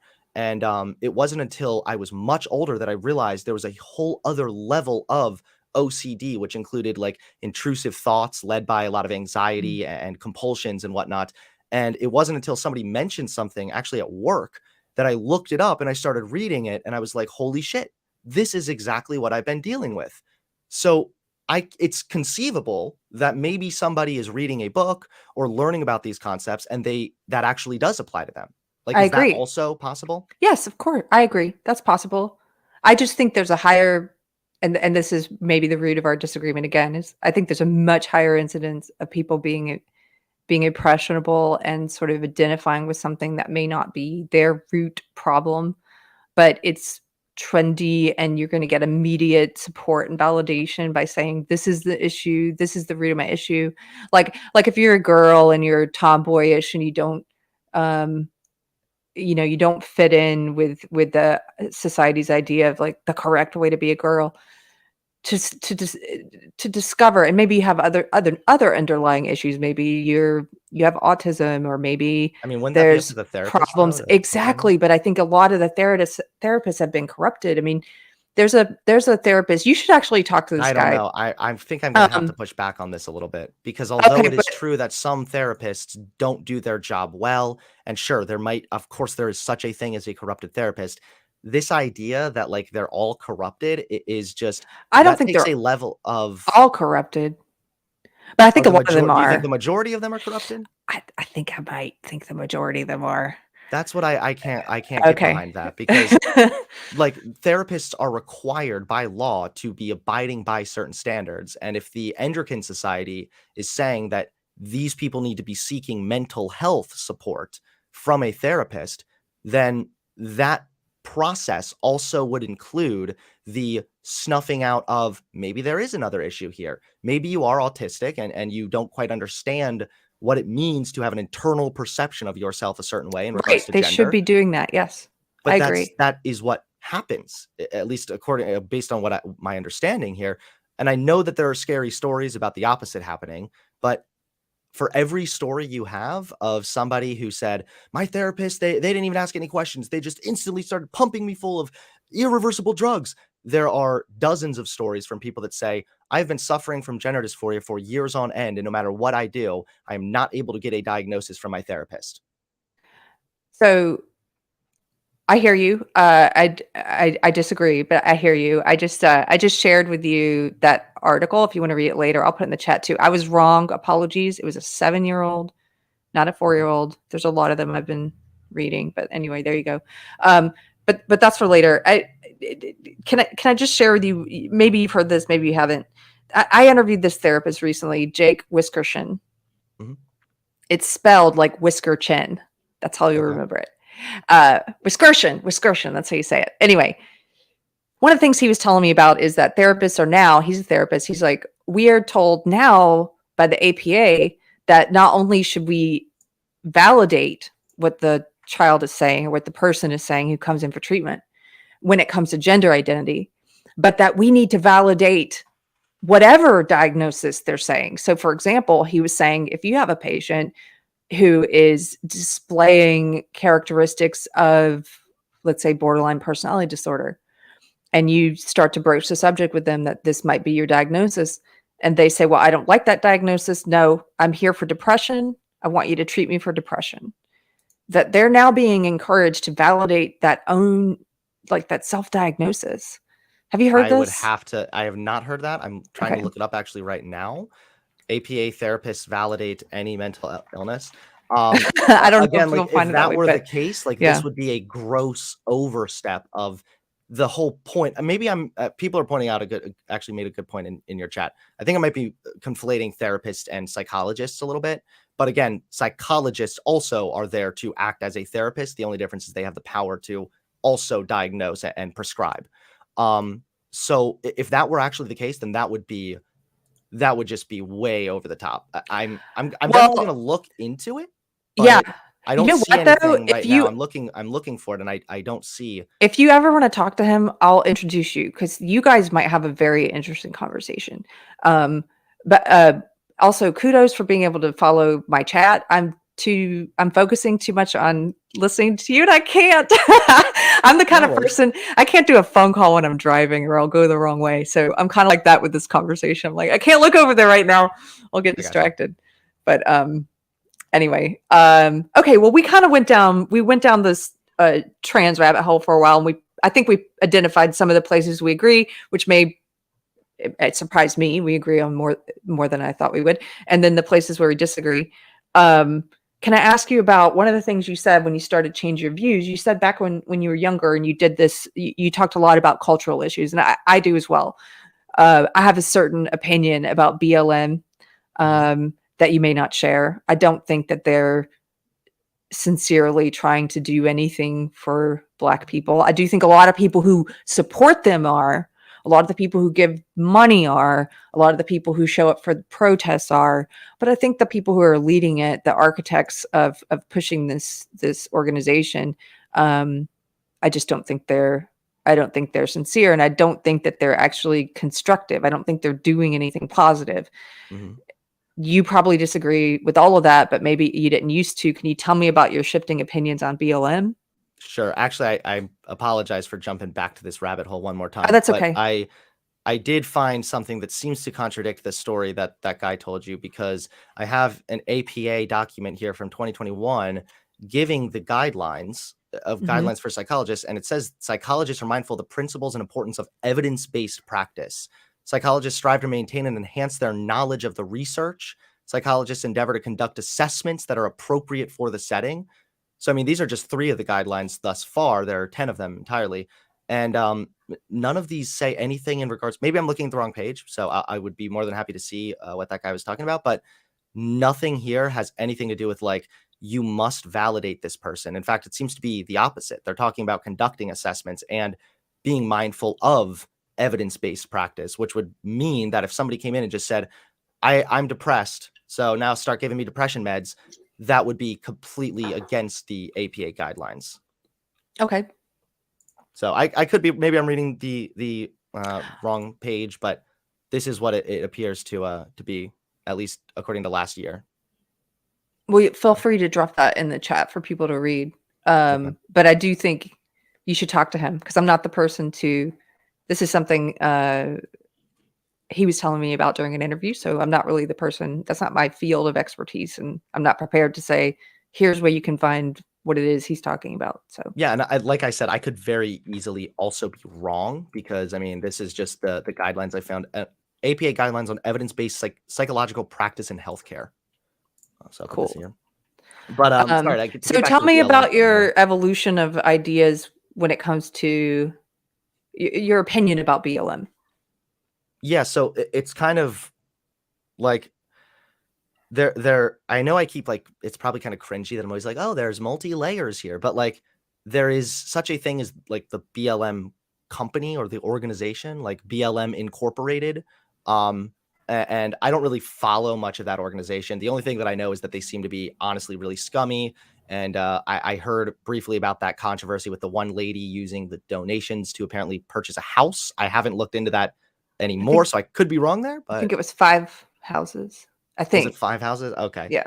Either way, the company in and of itself, I don't support that at all. I haven't done really very much research into it, because I just mostly just write it off as being kind of irrelevant. What I do support is the BLM movement. So when we had the issue with George Floyd, for example, you saw millions of Americans out on the streets protesting and marching for a cause that some of them believed in. There were probably some that didn't really know what they were doing there, but that I do support, because I think that at the end of the day, the movement of BLM is trying to bring attention to a very real issue right now that is affecting Black people disproportionately. And that is this issue of systemic racism, the problems with certain social systems or institutions in place that, although there's no malintent, they deliver results that are disproportionately and negatively affecting Black people. So that too is kind of a complicated one, but that's like a very real issue that I can appreciate that BLM tried to, in some instances, to bring attention to those problems. And the last thing I'll say is the rioting and the looting is like completely fucked up. I've already said that anybody that's rioting or looting is like a huge piece of shit, and that people totally have the right to defend their private property even with lethal force against rioters or looters or anyone that has malintent in order to burn down their business or something. I agree with you on that last point. And actually, there was I don't know how deep you are into the knitting world on Instagram, Hunter, but there okay. But there's been a lot of what I call the social justice wars happening in that community over the past few years. And recently there's a guy named Neil James who I've talked to. He does a magazine called Blocked Magazine, and he's very anti-woke and kind of highlights some of the different social justice knitters and the things that they're saying. And he posted a video of this woman. She's very well known in the social justice knitting world. And she was saying on camera that white men need to stop rioting and looting when their favorite team doesn't win, and that if they don't know how to express themselves without violence and destroying property, that they need to take up a hobby. And then she had a caveat, and she said, but not Black people. When we do it, when Black and brown people riot and destroy property, it's sacred. And who said that? I can't remember her name, but it's on the United Kingdom Instagram if anyone wants to find it. Maybe somebody in chat. There's a bunch of knitters in chat. They can find it and tell me who it is. That sounds like the complete type of thing that I would make fun of here on this channel. Okay. Okay, so we're in agreement that that's silly. I think, and for me, that's the epitome of my opinion, a lot of social justice, the old ideology I was in, I came to understand that they were telling me that the way to end racism and sexism was to start judging and treating people differently on the basis of race and sex, like to have different rules about behavior and different rules about the importance of what someone is saying based on what their race or sex was. And Right. and so that became one of the things that, it took me 20 years to see that Hmm. that's what was happening, because in my Sort of case, the identity politics sort of thing. right, but also that on a very fundamental level, they were getting me to start treating people differently on the basis of race. I remember in one of the social justice groups I was in, there which was a lot of white women. There was one white woman who was saying, she's like, "You guys, give me some advice. How do I make friends with Black women? This one Black woman moved to my town, and I want to ask her where she's from, but I know that's a microaggression. And I would ask her that, and it was like, lady, just treat her like you would a white lady. What is wrong with you?" But I came to understand that what is wrong with her is that social justice is telling her that she needs to treat this Black woman like a Black woman, which means treating her differently, like having different rules. Don't ask certain questions. Be really precious around it, And it's like, Hmm. I That would know be what we call over here the woke scolds. the woke scolds. What do The you mean? woke scolds. So that there is the, like, I'm more of a liberal, and then Okay. there's the far lefty types that are the commies and the socialists, the neo pronoun people, and they would be considered the woke scolds in this case. Like, they're scolding you for not being woke enough. So Okay. those types of people, like, I mock those people almost every single day. Okay, that's Um, interesting. So you're not woke. I mean, the thing is woke has lost virtually all meaning at this point. Now, I've seen people say that certain forms of media are woke because they have like a 3-second lesbian kiss in it, like what happened with Lightyear, or because Mhm. there's a Black person in it. Suddenly now this is woke. Um, it would really just depend on what is actually considered woke at this point, which Right. Well, seems like a lot of words, I think we're at a point where we have to define what we mean. Like when I ask you, what does validate mean? Or, you know, what do you mean when you say social democrat? I mean, I'm at that place where, Hunter, I still describe myself as liberal. And I know that many, many people, including yourself, probably don't see me as a liberal. So I have to define what I mean by that. And I ask conservatives, like, what does it mean? What does conservative mean? We're in a place where words are losing all meaning, which I think is intentional. I think we're getting to a place where it's hard to have conversations or even have a conversation like this because we yeah, don't but a have lot of the any words that are common losing meaning definitions are, anymore. yeah, but a lot of the words that are losing meaning. I know people are going to bring up the definition of woman or something, but I mean, other than that, it seems to be way more common on the right wing side of things. I mean, What do you now mean? everybody's a groomer, everything is woke, everything is communism. It seems to be way more common on the right wing actually than I've seen on the left wing. And this is a bit of a caveat, but I just wanted to really quickly point out, because I'm in agreement with you that identity politics are really cringe. You know, this I have these politics, or you need to listen to me because of my race or Race or because of my sex? identity in any way. Yeah. But like even right now, there are people in your chat doing just that. They're saying, I'm Black and I never experienced systemic racism. Like, I don't care, because whether or not you are Black should not hold weight as to whether or not systemic racism is actually a problem. So, like, a lot of the times I see conservatives sort of falling into the same trap. Like, how many times have you heard Candace Owens say things like, you know, I can't be racist, I'm a Black woman, or how could I be a neo-Nazi? I'm Jewish. Like, you hear these things a lot, and that is identity politics. That is suggesting that based on your identity, you must hold certain beliefs or you must not hold certain beliefs. I agree with you to a point. Here's where I disagree. And this I had this thought, this was a year or two ago when somebody was saying to me, um, who would you trust more about a pregnancy, a male doctor or a female midwife? And there was this whole idea of like, see, for me, I'm not saying that your identity or what social justice people call lived experience doesn't matter at all. What Right. they call lived experience, it does. and somebody's experience with something, their anecdotes, their stories, that does matter to me, and I weigh it with a bunch of other things. I weigh Right. it with what evidence they provide. Someone like you who has a lot of statistics that you provide. A person's identity for social justice people, that seems to be a lot of times the be all end all, where it's Mhm. like, if I am Black, then what I say is truth and my lived experience. Or if I am a woman, then what I say about sexism is true and it's my lived experience and you can't argue with it. And Mhm. I reject that right out of the gate. It's like, Right. I'm willing to It's listen like, to, sorry, go ahead. right, but I'm willing to listen to what you call your experience, your anecdotes, your stories, right? Like, Mhm. you should, I hope you're willing to listen to mine and Of course. assume that I'm sincere until you have reason to believe I'm not. Sure. But I'm also going to take into account, like, if your expertise, if you are a doctor, if you are, and you're speaking on something medical, like the therapist I interviewed, I'm going to take his opinions. I'm going to weigh them a little more heavily because of his background and his expertise. Mhm. And him being a man is not really going to come into play for me very much on what he's saying. Right. The thing is like So the lived experiences do play a role. I mean, we're talking about our own experiences right now. right, So, like, if somebody is to say something like, "Hey, I'm Black and I've never experienced systemic racism," that in and of itself, cool, good. I'm glad to hear that. I'm glad that you haven't experienced that. The problem is when you say, "I'm Black, I've never experienced systemic racism, so systemic racism is bullshit." That's when you lose me, because the personal anecdote doesn't trump the actual data. But in a minute, we should actually talk about systemic racism because there's a lot of misunderstandings about that concept.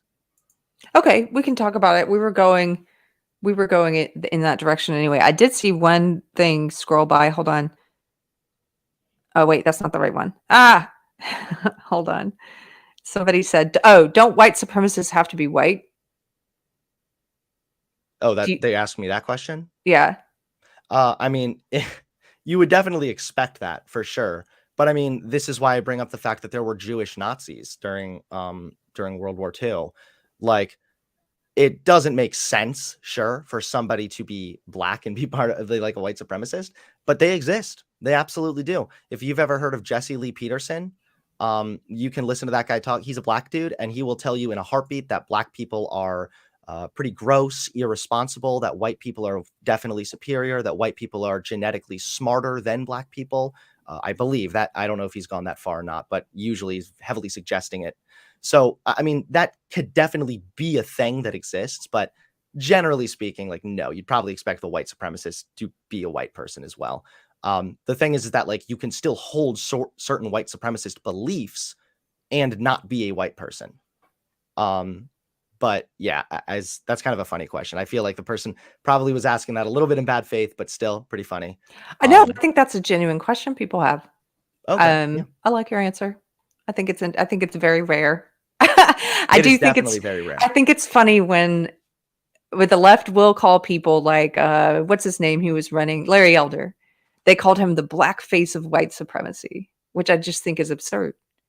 And Yeah, it's funny you say that because I actually have been recently in a feud with the far more woke scold side of the lefties.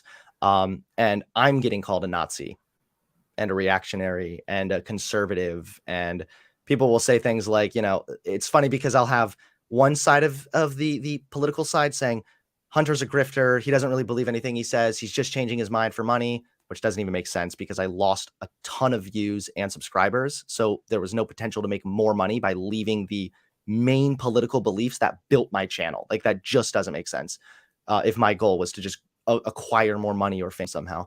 And then you have people on the complete other side that say Hunter never changed. He's exactly the same as he used to be. He's still a conservative. People call me alt-right, white national. Actually, no, I haven't got white nationalist yet, but I've got alt-right, transphobia, Nazi, Hitler Avallone. That was one of them. So, like, there's just it's I get called transphobe, and as I said before, trans enabling Pharisee. So I understand what you're saying. There's going to yeah. be people, and people, I don't know, people will think what they want, and if they think the wrong thing about you, I think that's a death of the ego that you have to maybe experience many times before you get used to it. So every time you think you've conquered a problem or something, you're like, oh, I've come so far. Look at me. I don't care if people think the wrong thing about me. And then you'll go through another experience like that where you're learning the same lesson again. It's like, Right. it doesn't matter, right? Until you, A lot of it's there's just more to go. There's further for you to go and get stronger in whatever that area is, right? right, So, exactly. Yeah, it's um, part of just doing anything on the internet or doing like podcasts or streams like I do and like you do. It's literally just comes along with the understanding that there are going to be people that no matter what you say or do, they will never be content. Like I mean, I even right now, like I'm up here explaining how by the definition of the word grifter, I cannot meet that definition, but that's not going to be good enough. I'm going to always be a grifter to some people. And similarly, I'm always going to be a white supremacist, neo-Nazi, Hitler sympathizer from people on the far left. Like that's just kind of how it goes. It's unfortunate, but it definitely is how it goes. yeah. Can I ask you a question before we get into systemic racism? Yeah, and then You after said to, systemic racism, I'll probably be heading out from there. yeah, me too. I have about a 2-hour timeline on my bladder, and we're hitting it. So you you said to me when you were messaging me about the possibility of us talking that you're also that it would be interesting because we've had these sort of different trajectories when it comes to right left, which I don't even really believe in right left very much anymore, in my opinion. But Mhm. um, you also mentioned you're atheist, and Yeah. I'm a pretty new Christian. Have you always been atheist? No, so it's funny because I'm maybe we can talk about Christianity instead of systemic racism if you want. But no, I have not always been an atheist. In fact, I was raised very heavily Christian. I mean, my best friend was at church. Even my wife, I actually met her at church when Oh, we were wow. much younger. We met when we were younger, both Christians going to church, and then At an she ice cream social. not quite, but it was at Sunday service or whatever. And then she went off to college. I went off and did my thing, and then we later met up again. But a lot of the friendships that I have to this day came from church. So I mean, I was really, really heavily immersed in this sort of Christian environment. What kind of denomination? Usually, I was just told that I was like non-denominational. Oh, yeah, that's what I think. I'm non-denominational, I think. Yeah, it was very much a very heavy focus on God's grace and God's forgiveness. Jesus died as the ultimate sacrifice. I guess those are pretty common standard aspects of Christianity in And general. where But did you grow up? In the South or the I Northeast or grew up what? in Maryland. In Maryland. Okay. Yeah. And so when did you become an atheist, and what was that? What led you to the conclusion that there is no God? Well, that's the common confusion, actually, and there are definitely people who would be considered, I think, like strong atheists who would say there is no God. For me, I don't make a positive claim. Like I would never claim that there is no God because the Mm, proposition of God is by definition unfalsifiable. You mm, cannot actually prove that there is no God. For me, I just don't see enough evidence to rationally or feel rationally justified in believing there is a God. So if something changes, then I will believe that there is a God. But as of right now, the evidence that is usually presented is not sufficient along the lines of, or as well as the entire philosophy of Christianity.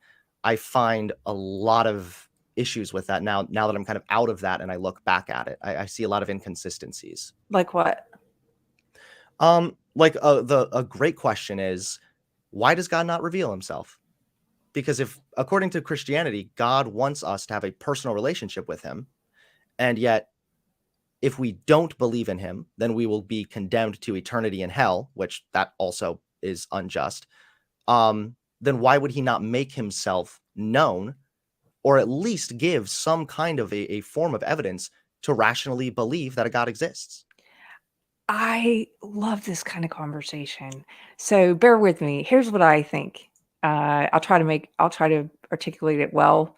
I may stumble. Anyway, I think God does give us evidence, and that's why sometimes if I'm praying for someone, especially if I know they're going through a hard time and they don't believe in God, um, I will pray for them that God speaks to them in the language that they can hear.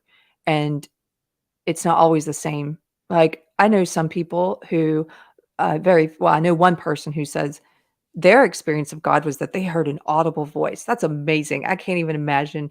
That didn't happen to me. I've never heard an audible voice. Maybe that's what it took for that person. For other people, it might be music, or it might be the way in which I think God speaks to me is sort of with a sense of humor, with coincidences, things that happen, and it's hard for me to put it in words. But that's why I'm sort of like, I think that God is capable of reaching people in different ways, depending on what's going to be likely for them to open their eyes or open their ears and and and see Him, if that makes sense. Yeah, And but I this is can't sort of my prove this. problem, actually. This kind of falls right back into my problem with Right. this. But you're asking why not come out like down from the heavens and be like, I am real, believe. Because Not even oh, necessarily. I mean, it okay. just seems like the examples you gave me, like there's no way of actually demonstrating or proving in any way that that was actually from God.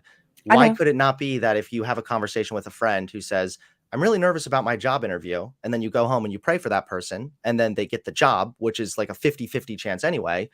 We don't know that that's God. That could very easily have just been a coincidence. And Well, and also I think that that's kind of dangerous if you to pray for things that you want in a sort of like Santa Claus in a way, like because you're not, I don't think I'm the best judge of what's going to be good for me. I learned this the hard way. And so my prayers are more kind of open-ended, like God, I would like to have a child if it's within your will. mhm. And if it's not within your will, just be patient with me and help me understand why it's not. Does that make sense? Yeah, So, absolutely. so I think a lot of times people, when I was younger, I was raised in the church. When I was young, and I kind of walked away from God when I was 16, and I guess I describe myself as agnostic most of the time. But I know even adults who tell me, "Oh, I pray and I pray for things for myself," right? And it's like, that's kind of dangerous because you might get a bunch of no's. Maybe you don't get that job, right? And you're like, God, why didn't you answer my prayer? I pray for the job. And I kind of view God as being like, don't just look on the other side of that no, there's some beautiful yes that you have no idea. You can't even imagine. Do you know how many times I've had a no in my life from God where it's like there was this one guy I was dating briefly before I met my husband, and I thought, this is it. How rare that I met a Christian man who agrees with me on so many things. And I had just become a Christian. I was like, oh, it's going to be hard to date as a Christian now. You go into a date being like, hey, I don't want to have sex, right? like, Yeah, sure. and so anyway, I met this guy. I'm like, oh, it's meant to be. And then he moved away after like 2 dates. And we were still talking, but I was like, oh man, God, what? I was so upset. God, why'd you give me a no? I couldn't even fathom why he gave me a no. Now I understand. Do you know what I mean? Because I Yeah, met but my that's the husband. problem though, is like Yeah. people meet people who they really like and who are very similar to them, and then that doesn't work out, and then they eventually meet somebody else that it does work out. Like that's the problem, is it seems as though everything that is attributed to God could also be attributed to some kind of a natural explanation, or a coincidence, or just the way things are in life. Like we know in life that people start relationships. We know that relationships have ended. And we also know that even after painful relationships end, or after painful endings of relationships, you can meet somebody else who might actually end up being even better. Now you've even technically refined what you're looking for in somebody because you had that experience, and now you have an even better understanding. Hmm. So like So that's the thing though, is there is a natural explanation. And I really quick want to address yeah, something in yeah. your chat, because Okay. two things is, one, somebody said that God, why haven't you just done this thing for me? That was not the point that I was trying to make. No, that was the point I was making with people who pray that. I don't think that person was talking about you. Right. Like I was saying, a lot of people treat prayer like that. Like, I want this job, and then like, why didn't you give me that job? Right? Like, that's not. I was saying, I don't think that's a. I think there's some issues with praying that way, and rather than saying, "Help me to understand why the answer is a no," right? Right. And I mean, I'm seeing people, the last thing, I'm not going to be over here just responding to your chat. Okay, I'm sorry, but I'm sorry. um I'm trying to find it. no, it's okay. Somebody also said like, yeah, this is why we have faith. There is not Yeah. a single position that you cannot take on faith. So if we sat down here and started having the trans talk and I just said, well, I have faith that the medical professionals are going to do their job, or I have faith that that person really is trans. I mean, you could even go an even worse route. I have faith that white people are superior to black people. There is not a single position that could not be justified by faith, which is why I find this notion of faith is almost worthless in regards to actually coming to truth, because you can have Oh, faith in anything. I agree. I think you can have faith in anything. And I believe that I've come to believe recently that we were probably designed to worship and to have faith. And that's why you see us humans creating so many different faith systems and putting faith in things like the government or the medical establishment or other people, or our But some of that career, isn't actually or faith. I, Like, so for example, like people will say that to me. They'll be like, "Oh yeah, but you have faith in the medical institution." No, I don't have faith. I have evidence that the medical institutions have consistently delivered the best possible results based on the best possible research available at the time. So of course they've made mistakes, but this is why people will say, I guess even broader, I should broaden this to just science. People say like, you have faith in science. No, I trust that science is going to deliver an adequate answer because it has done so thus far. And the only thing that same. and the only thing that corrects science is more science. There's never Correct. been a scientific claim that was suddenly refuted by a claim of God or the supernatural. And then so that's kind of my problem, is like there are a lot of experiences that people have. My parents, mind you, are still like extremely strong Christians, that people are attributing to God, but there's no actual evidence that that is actually God. Hmm. And then Yeah. lastly, somebody in chat said if Yeah. God revealed himself, that would affect free will. Not even close, considering the fact that Satan saw God and then became Satan and was able to rebel. So this notion that if God even revealed himself, we would all be like compelled to follow him. I can tell you, growing up in the church, there are plenty of people that are already compelled to follow God. So just to answer to that person in chat. Sorry, that's the end of it. No, wait. I'm trying to jump back a couple of sentences. So, because there was something I wanted to say to you about, about faith. I kind of agree with the person that said, if God were to reveal himself completely, it's like, then you're not learning what that exercise of faith and trust in God is about. I sort of think that is, and I know it's going to sound just as cliche as some of the words you said might sound cliche, but it is a journey for me. It's like a practice or an exercise learning to grow faith and trust. And I know and I have plenty of atheists who watch my show, and they're usually very tolerant. They may be losing their patience with me right now, but the way that I view it is it's sort of I'm having to learn to grow to trust God more every day, even when I think all of my human perception is saying, this is awful, this thing that just happened. What could possibly come from this? But I have to trust that there's on the other side of it. And I would say, like with science, God has given me that evidence when I need it. Those times I've asked for it and shown me, here's the yes that came on the other side of that no, or the good thing that came out of that bad thing, right? And as long as you're growing in God and you're trying to walk the way in which Jesus walked, you're trying to and you're failing, and then you're picking yourself back up and trying again, then I think that it's what that Bible verse is about in all thy ways acknowledge him, and he will direct thy path. If you continue to walk that path, he's got you on the other side of it. And I can point to people who don't walk that path. Here's a great example. I watch a lot of my spare time. I like to watch true crime. I was watching a video the other day about Josh Duggar. He's the guy in the Duggar family, the 19 kids Yep, on I'm TLC. familiar with that Okay. whole issue. Okay, so he just got convicted of child pornography, all this stuff. This is after, if you watch what happened with him, he had molested several of his sisters, and he comes from a Christian family, and they built their whole show around being Christian and what it was they believed, right? So he molested a bunch of sisters and another girl in the early 2000s. The family kind of hid that from the TV show producers. They got this show. It became very popular. Then the news came out much later that he had done this, that he had molested his sisters. And he issued an apology where he was sort of like, I'm sorry I did this, but it was so long ago. It was sort of this, like, it's in my past and I'm a different person now. And I'm thankful for God's grace and that, forgiveness. And that I'm the man I am today because of God. And he was sort of, that's in the past. I'm living the right way now. Then come to find out just a few short months later or something, dude was lying even when he said that. He was hiding the fact that he was on websites trying to have affairs on his wife and cheating on his wife. And so then he had to issue another apology where he's like, oh, I'm so sorry. I hurt my wife. And I'm so grateful she's standing beside me. I'm grateful for God for forgiving me. Da, da, da, da. Same apology. And it's like, dude, but you just did that while you were still living in duplicity and lies. And so and then it comes out later. He's like, even after the second apology, he's child porn, disgusting, like the worst child porn on the internet, convicted of it. My point in bringing that guy up is that's not the path.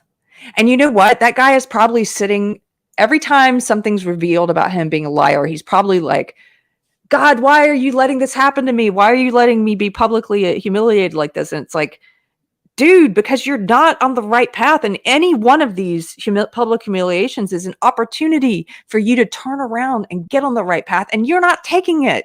But I don't know how, of course it's not the right path. That can be fully determined via secular means. So it's not a good path to have child porn or to cheat on your wife or to molest people. Like, you're going to end up going to jail doing those things. We have even laws in place at that point that pretty much establish that, like, hey, you're on the wrong path, buddy. And that's kind of the same problem that I have is, like, I understand why there are a lot of people that attribute certain things to God, but at the same time, it can also be attributed to something else. So how do I know that it's actually from God? Because that's if right. I'm supposed to believe in God, or else he's going to send me to hell for all of eternity, then why is it that when I try to take the approach that I do, which is more of a sort of scientific approach, or how can I rationally be justified in this belief, I'm not able to come to that conclusion. And there are a lot of people that are not able to come to that conclusion. Oh, I understand that. Yeah. I know you have to go soon. Just quick question. Okay. What do you think hell is? I mean, I know it sounds like, I mean, you don't believe it even exists, but when you say God will send us to hell, like, I mean, it would depend fully on I guess your individual perception at this point, because I don't know what it is, but I think it might just be that you're permanently, eternally separated from God. Like I've found God. I don't know how I didn't actually hear the story because we went down this thing about faith, but I don't know how it was that you came to, like, lose your belief. I gained my belief because I became obsessed with figuring out whether or not we have a soul, like something that's eternal. Like, and I think I ultimately realized I don't think that we're just a physical body and a computer brain. I think there's something more eternal there. And so then I've opened my mind to go to a spiritual center, which was the only place I would have gone at the time. I wouldn't have gone to a Christian church, and so I was sort of trying to figure out what I thought about all of this stuff. And I kind of think now that what if hell is just that eternal part of us? Because I do believe in that. I recognize you may not. What if it's just eternal separation from God? Yeah, I've heard that argument too. I think that C.S. Lewis posited the idea that maybe hell will just be separation from God, and where we're basically just given over to whatever desire we might have. It's like, I've heard it described sort of as a similar to on Earth, but even worse, because everybody's just out for themselves kind of thing.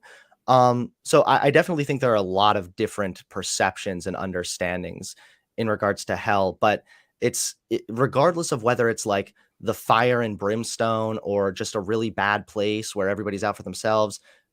The problem that I have with that is the complete unjust way in which God seems to go about doing this. And according to Christian theology, like, God is just, and he must be just, and logically he cannot be not just. Like, he has to be just. Justice is like an intrinsic quality of the Christian God. But there are two different things with this. Is one, I don't like the idea of sending somebody to eternal punishment for finite sins or crimes. And second of all, God is not even, like, what's the definition of justice, right? It's usually giving a punishment that fits the crime. that's not what hell and heaven is. It only hinges on belief. So you can have the rapist murderer sitting in prison cell, and before he's executed, he prays to God and genuinely becomes a Christian. He would go to heaven, yet the firefighter who saves lives every single day and donates all of his money to charity simply doesn't believe in God. He would be doomed to hell. Like, that is intrinsically unjust. I agree. My question would be, being a true crime junkie, I would want to look into the firefighter's life beyond just saving people's lives. Like, what else does that guy have going on? Because I'm starting to suspect, and maybe I'm wrong, but I'm starting to suspect that without God, without something bigger than ourselves, like a standard that's set from outside of ourselves that we're trying to hold, that without it, we wouldn't try to reach that and we would just give in to what we justify. I'm starting to think that without that, we probably make a lot of bad decisions in our lives and end up hurting a lot of people. Maybe that's not true. This is But just we already something I've do that started thinking now. about. The thing is, we already do that now. Like, Right, but are you talking about God providing this sort of like objective morality? yes. Here, I'll give you a quick anecdote. I work at a lot of different gig jobs. I won't say what this gig job is, but I was driving my boss's van, and I drove it through a car wash, and it was way too big for the car wash. It was one of those gas station car washes, and it totally destroyed the top of the van. And I had to gun it like Scooby-Doo to get out of there. And then the top of the car wash fell off. And and I parked the van and I called my boss, told him what I did. I knew I was going to have to pay for it. But then I was like, there's no cameras here. And I really was like, oh, this car wash probably has insurance. I don't need to tell them what I did. I was thinking this. I was justifying it. My little brain was working overtime about why it would be okay to drive away. I actually got in the van and started to drive away. And then I thought, but God knows. And I know that I'm not living up to what I believe. And I can't live with that, with him knowing that I did that. And I went inside and told him, I broke your car wash. Here's my info. And my point is, that's just a little silly anecdote, but I think that happens with people with much more serious things all the time. I've seen friends who say that they worship reason, that that's at the top of their hierarchy. But I think at the end of the day, what you're doing there is you're just worshiping your own ability to reason. And if you can reason it out and justify it, the ends justify the means. And it's okay for you to lie to this person or backstab this person or hurt them or cheat them. I wholly disagree with this, actually. You don't? I think that you can. So based on the available evidence that we have, of course, it's pretty understood about evolution and whatnot. So for me, I think, well, it makes sense that we've evolved to be social creatures, because that is what, technically speaking, propagates the species at a very like primal level. And then if you look across the board, there is like everything that is alive wants to remain alive. Virtually everything. Of course, there's going to be people that are suicidal or something like that. But in virtually every instance, life wants to remain it wants to remain life. I don't want to die. And I know that I could go over to virtually anybody and ask them, and they would say, I don't want to die either. And I know if I could talk to the tiny bacteria on everything, it too would not want to die. But yet we can, and with that, we can then gauge a moral foundation, because life wants to remain we ought to act in a way to continue life. Therefore, and from there, we can then decide ourselves what is the best way forward to better human life and human well-being. What is the best way that we can do this? Because that, in my opinion, is actually better, because it gives you an actual foundation that you've come to on a rational basis. So like, oh yeah, we definitely disagree. Okay, like keep a going. good example is like, if you have two, this is not my example, okay, but I heard this the other day and it was a great one. If you have two kids and you take them to the restaurant and they both are misbehaving, and then you have a talk with them when you get home, the one kid, you say, hey, next time you misbehave, or next time you act nicely, I'm going to give you a reward. I'm going to reward you. Like, here's a treat or something. Sort of supposed to be analogous to like, you go to heaven if you continue to follow God. And then the other child is told, hey, when you act inappropriately at the restaurant, you are disturbing other people around you. you're hurting their time and energy because they are paying to have a meal at this restaurant. And think about it, you probably wouldn't want to experience that from your end. You don't want people, messing around and screaming and being loud while you try to enjoy your food. So if you take them back to the restaurant and they both are well behaved, well, which one is more moral? They both did the moral thing, but the one child actually has the rationale for why that morality makes sense and why it should be taken into account. Whereas the other one, as soon as that reward is gone, well, they have no incentive to be moral anymore. Mm-hmm. Well, I hear what you're saying. I think I do. The reward, though, it's not like I don't know. It's not like some wonderland where there's lollipops and unicorns. It's not like you're going to be showered with gold. Although I do think that God will bless you if you're trying to walk the walk, right? But I think the reward is just living under his smile. I know that sounds cheesy. I know I sound cheesy. My point is, I don't want, in that moment where you make it, I did not want to disappoint God. That was unbearable to me. Right. Does But that don't make you sense? think it would be, I understand, but I feel like a better approach would have been, let's see. First of all, we all live in a society, okay, Joker face. And I see people in chat again saying like, but why would you even want to care about other people then without a God? I don't need a God to care about other people because I recognize that for society to function, when people care about each other, that leads to a better world, which in turn benefits me. So if I were to crash my car and break up the ceiling on the car wash, then lying about that is going to negatively impact me down the road in multiple ways. One, I could get fired from my job. Two, I could face repercussions from the car wash location. Three, if you are repeatedly lying and you become known almost as a serial liar, that is going to negatively impact your ability to successfully navigate the world. All of things that would hurt me. But I also recognize that by bettering other people, by bettering their well-being, that in turn, in a roundabout way, benefits me. So I think that in theory, I think this all sounds good. My question, and the reason this came up for me, is knowing someone who sort of had similar opinions or beliefs, who was able to do things that I couldn't understand that they could sleep with, that they could sleep at night, that they could live with themselves having done those things. And I'm talking about a person who sees themselves as ethical and based in reason and based in, like you're saying, making the right decision. Their morality came from a place of reason and rationality, and saying this benefits me in the long run to behave in this way and not to hurt people, right?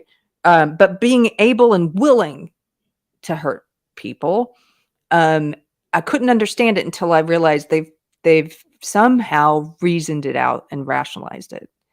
And because there's no higher thing that says it does not matter if you think this is fair or just, as a human, you don't do XYZ to people.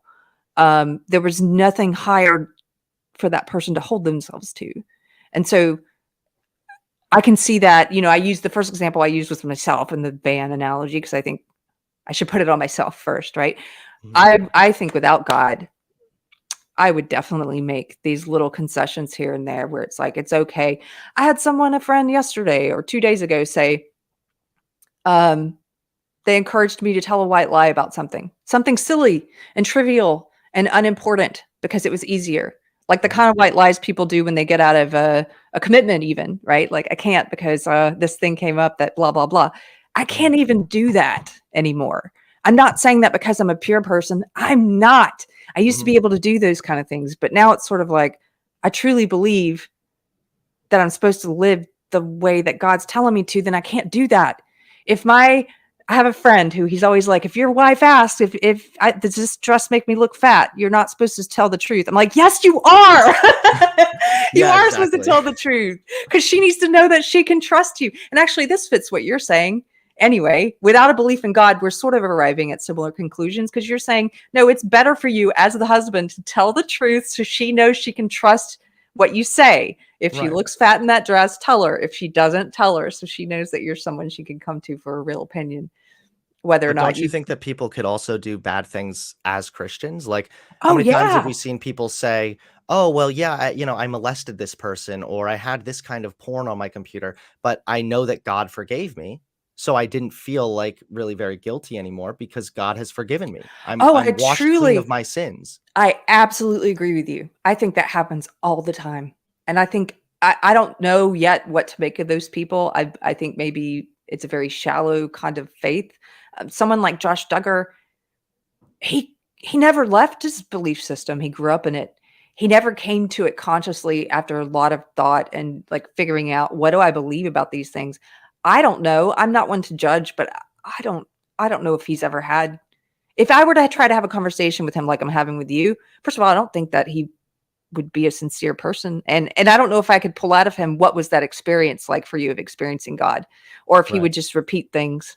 So a lot of people don't live consciously, and that doesn't, that's Christians, non-Christians, whatever. Like, But that's even what you just said, like, I want to live a way according to God or what God wants. Like, mm, we don't have a consensus on what God wants or what God has even said. All we really have is people saying that God told them to do this, or the Bible, I guess we could talk about, but that too is just full of a lot of I flaws know and errors and inconsistencies. We don't need to go down that path. that's true.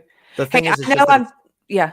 it just seems as if there's no consensus on what God actually wants. This is why we have people that say, no, being gay is bad because it's a sin against God, which is one of the worst approaches to take, because now you're saying that somebody existing the way that they are is a sin, even though there's no demonstrable harm. So what makes it a sin then? Why would God call this a sin if it doesn't lead to something bad in our life? I have started to think, and I'm still thinking this through, but I've started to think that some of the boundaries, or the things that these things that God sets up to say, don't do these things, these are sins. I'm starting to think that some of them, I used to think of them as restrictions on freedom, kind of like an authoritarian parent, right? You can't do this. Why? Mhm. Another example might be no sex before marriage. Well, if there's no one it's hurting, then why not? Right? Now I'm starting to think that, what if God is just a loving father who's telling you, these are the ways, I'm giving you these guidelines because I think you're going to have the best, you're going to live in the best way possible and have the best life if you follow them. But you're not Does that gonna make live a good sense? life if you are gay and are unable to live your life fulfillingly as having a partner or getting married. You're not going to live the best life. I don't know, because that's not something I struggle with. But I always cut off those people who say that they've, and I do know some of them. I know there are documentaries out there of people who say, I'm gay, or I have homosexual desires, and I've stopped engaging in it, right? Or like Milo now says he doesn't have gay sex, He's right? Or something. ex-gay. Ex-gay. I've always been like, that's BS. That's what I used to think. Um, I'm at a place now where I haven't listened to them yet, but I want to listen to some of those stories and see what I think about them, because I don't know. I don't know enough about that, and that's not my struggle. I had a struggle with the sex before marriage thing when I Mhm. started dating, and I was recently a Christian. It was like, but why should I swear it off? I don't get it. Like, it's not like hurting anyone. I think there's And a very good rational reason that what's doesn't that? involve God at all. Well, there's multiple things. Is one, by having multiple partners, on a very practical sense, you open yourself up to risks in regards to STDs. As at least for men who are sleeping around, you raise the risk of possibly getting somebody pregnant without planning on that. So there are risks there. It also could be argued that it does do a type of harm because of one, there are statistics showing that people who have slept with other people before their marriage have a higher likelihood of divorcing, so it has the potential to hurt your future. And there's also evidence that when you have sex with, at least with a woman, there are certain hormones that are released in her brain. Oxytocin, yeah. Yeah, that The that bonding. yeah, that make her feel more connected to you, and just sort of treating that as if it's nothing but like, just like get your quick fix kind of thing is at the expense of her well-being in many ways.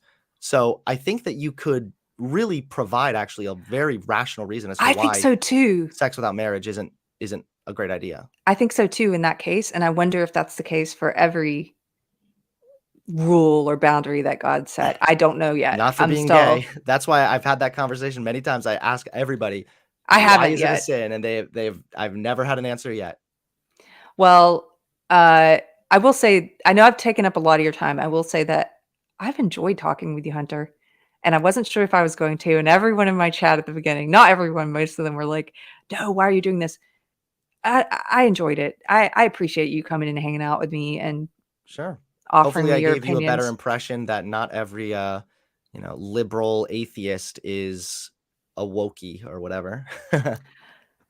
Yeah, I don't think they all are, but yeah, you definitely, I don't know, you encouraged me about the state of conversation and people being able to have it and actually listen to one another and try to figure out what the other person's saying instead of just putting on them what you want it to be that they're saying, right? So you can Right. disagree. No, I really appreciate this convo too. I mean, like I said, there's a lot of debates that I do that are nothing like this. They are incredibly hostile. The person is throwing insults. I'm throwing insults, and it's just like massive train wrecks. So it's really refreshing to have Do you enjoy conversations. those? This kind of a conversation. Yeah, No, the absolutely. hostile ones. Do you like those? Yes, those are my favorite. Really? Yeah, Why? because That sounds I'm weird. awful. I'm weird like that. I like being in the hostile environment. They're throwing an insult. I like Ah. to think how much faster I can come up with a better roast. It's just, I don't know. Did you ever do comedy, stand-up comedy? No. Oh no, not at all. Anyway, okay. Well, thank you very much. I'm not gonna keep you from your family any longer.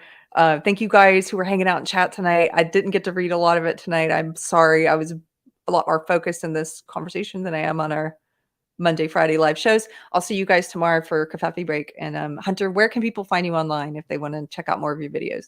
Yeah, if people want to show up, they can go right over to my YouTube channel just by typing in Hunter Avallone. I'm gonna actually be sticking around here live. I have a couple other short conversations scheduled. So if Cool. anybody wants Okay. to come over here to this stream, I guess, are you ending your stream or are you I'm ending mine. I have to go to the bathroom, and okay? also I'm gonna watch some true crime Hell probably. yeah. I did want to say thank you, Matt Deckard, real quick. I'm sorry I forgot these. Gave a super chat and said I watch you both to the pain. And Ian so forth gave me 10 lira and said, woke is the worst the left get called. Huh? I've heard worse thrown around without cause. I know that's not lira, Hunter. That's a joke. We do. I assume so. Yeah. Okay. Right. And this will, thank you. $2 says, we know the arguments, but what are the solutions? I think that's an old super chat from when we were talking about Systemic racism, maybe. maybe, or trans stuff. Anyway. The answer to the systemic racism thing would mainly be to just start with proper investing into those communities. I didn't even get a chance to shout out Trump because Trump did something really cool with that, with the opportunities, with the opportunity zones. They unfortunately didn't work the way that they could have, but he definitely had the right idea. And I always bring that up when I'm talking to conservatives because I say this is something Trump did that was totally a good idea. The opportunity zones. I think he did a few things. So I was one of those people that when he won in 2016, I was one of those people crying. And then I ended up voting for him in 2020 because over the course of those 4 years, while I was changing a lot of my opinions, obviously about social justice, my old way of looking at the world, but also in part of doing that, I started to try to look at everything and form my own opinion. Right. And I realized I had a lot of opinions that weren't my own, that they were just what my tribe believed in. I thought they were my opinions until I started questioning everything. And then it's like, well, how did I arrive at this conclusion? I had opinions about writers and podcasters and public figures and stuff that I had never taken the time. I had never listened to a Trump speech, for example. And so I started trying to do more of that. And in doing that, I saw him do some things that I agreed with. And I came to realize, in my opinion, by the time we got to the election between him and Biden, I was like, well, he's the more liberal candidate and I need to pick the most liberal one. That was my opinion. So, anyway, I'm sorry. I was going to leave your stream. No, That's not at true. all. I totally can appreciate that because I feel like I've sort of had the similar sort of thought process. But yeah, either way, hey, thanks so much for having me on. Yeah. And Yeah. have a good rest of your day. Yeah, you too. You guys go jump on it, Hunter's stream if you want to hang out more. Okay. Or if anybody wants to join the Discord and debate me, that too is open. So He All loves right. that. Okay. Have a good one. Bye. Bye. Oh, wait. Guys, I got to do this outro video. Thank you so much for hanging out. And thanks for, even though the power went out and talking about cowboy boots, this is one for the books. So thank you. Bye, guys.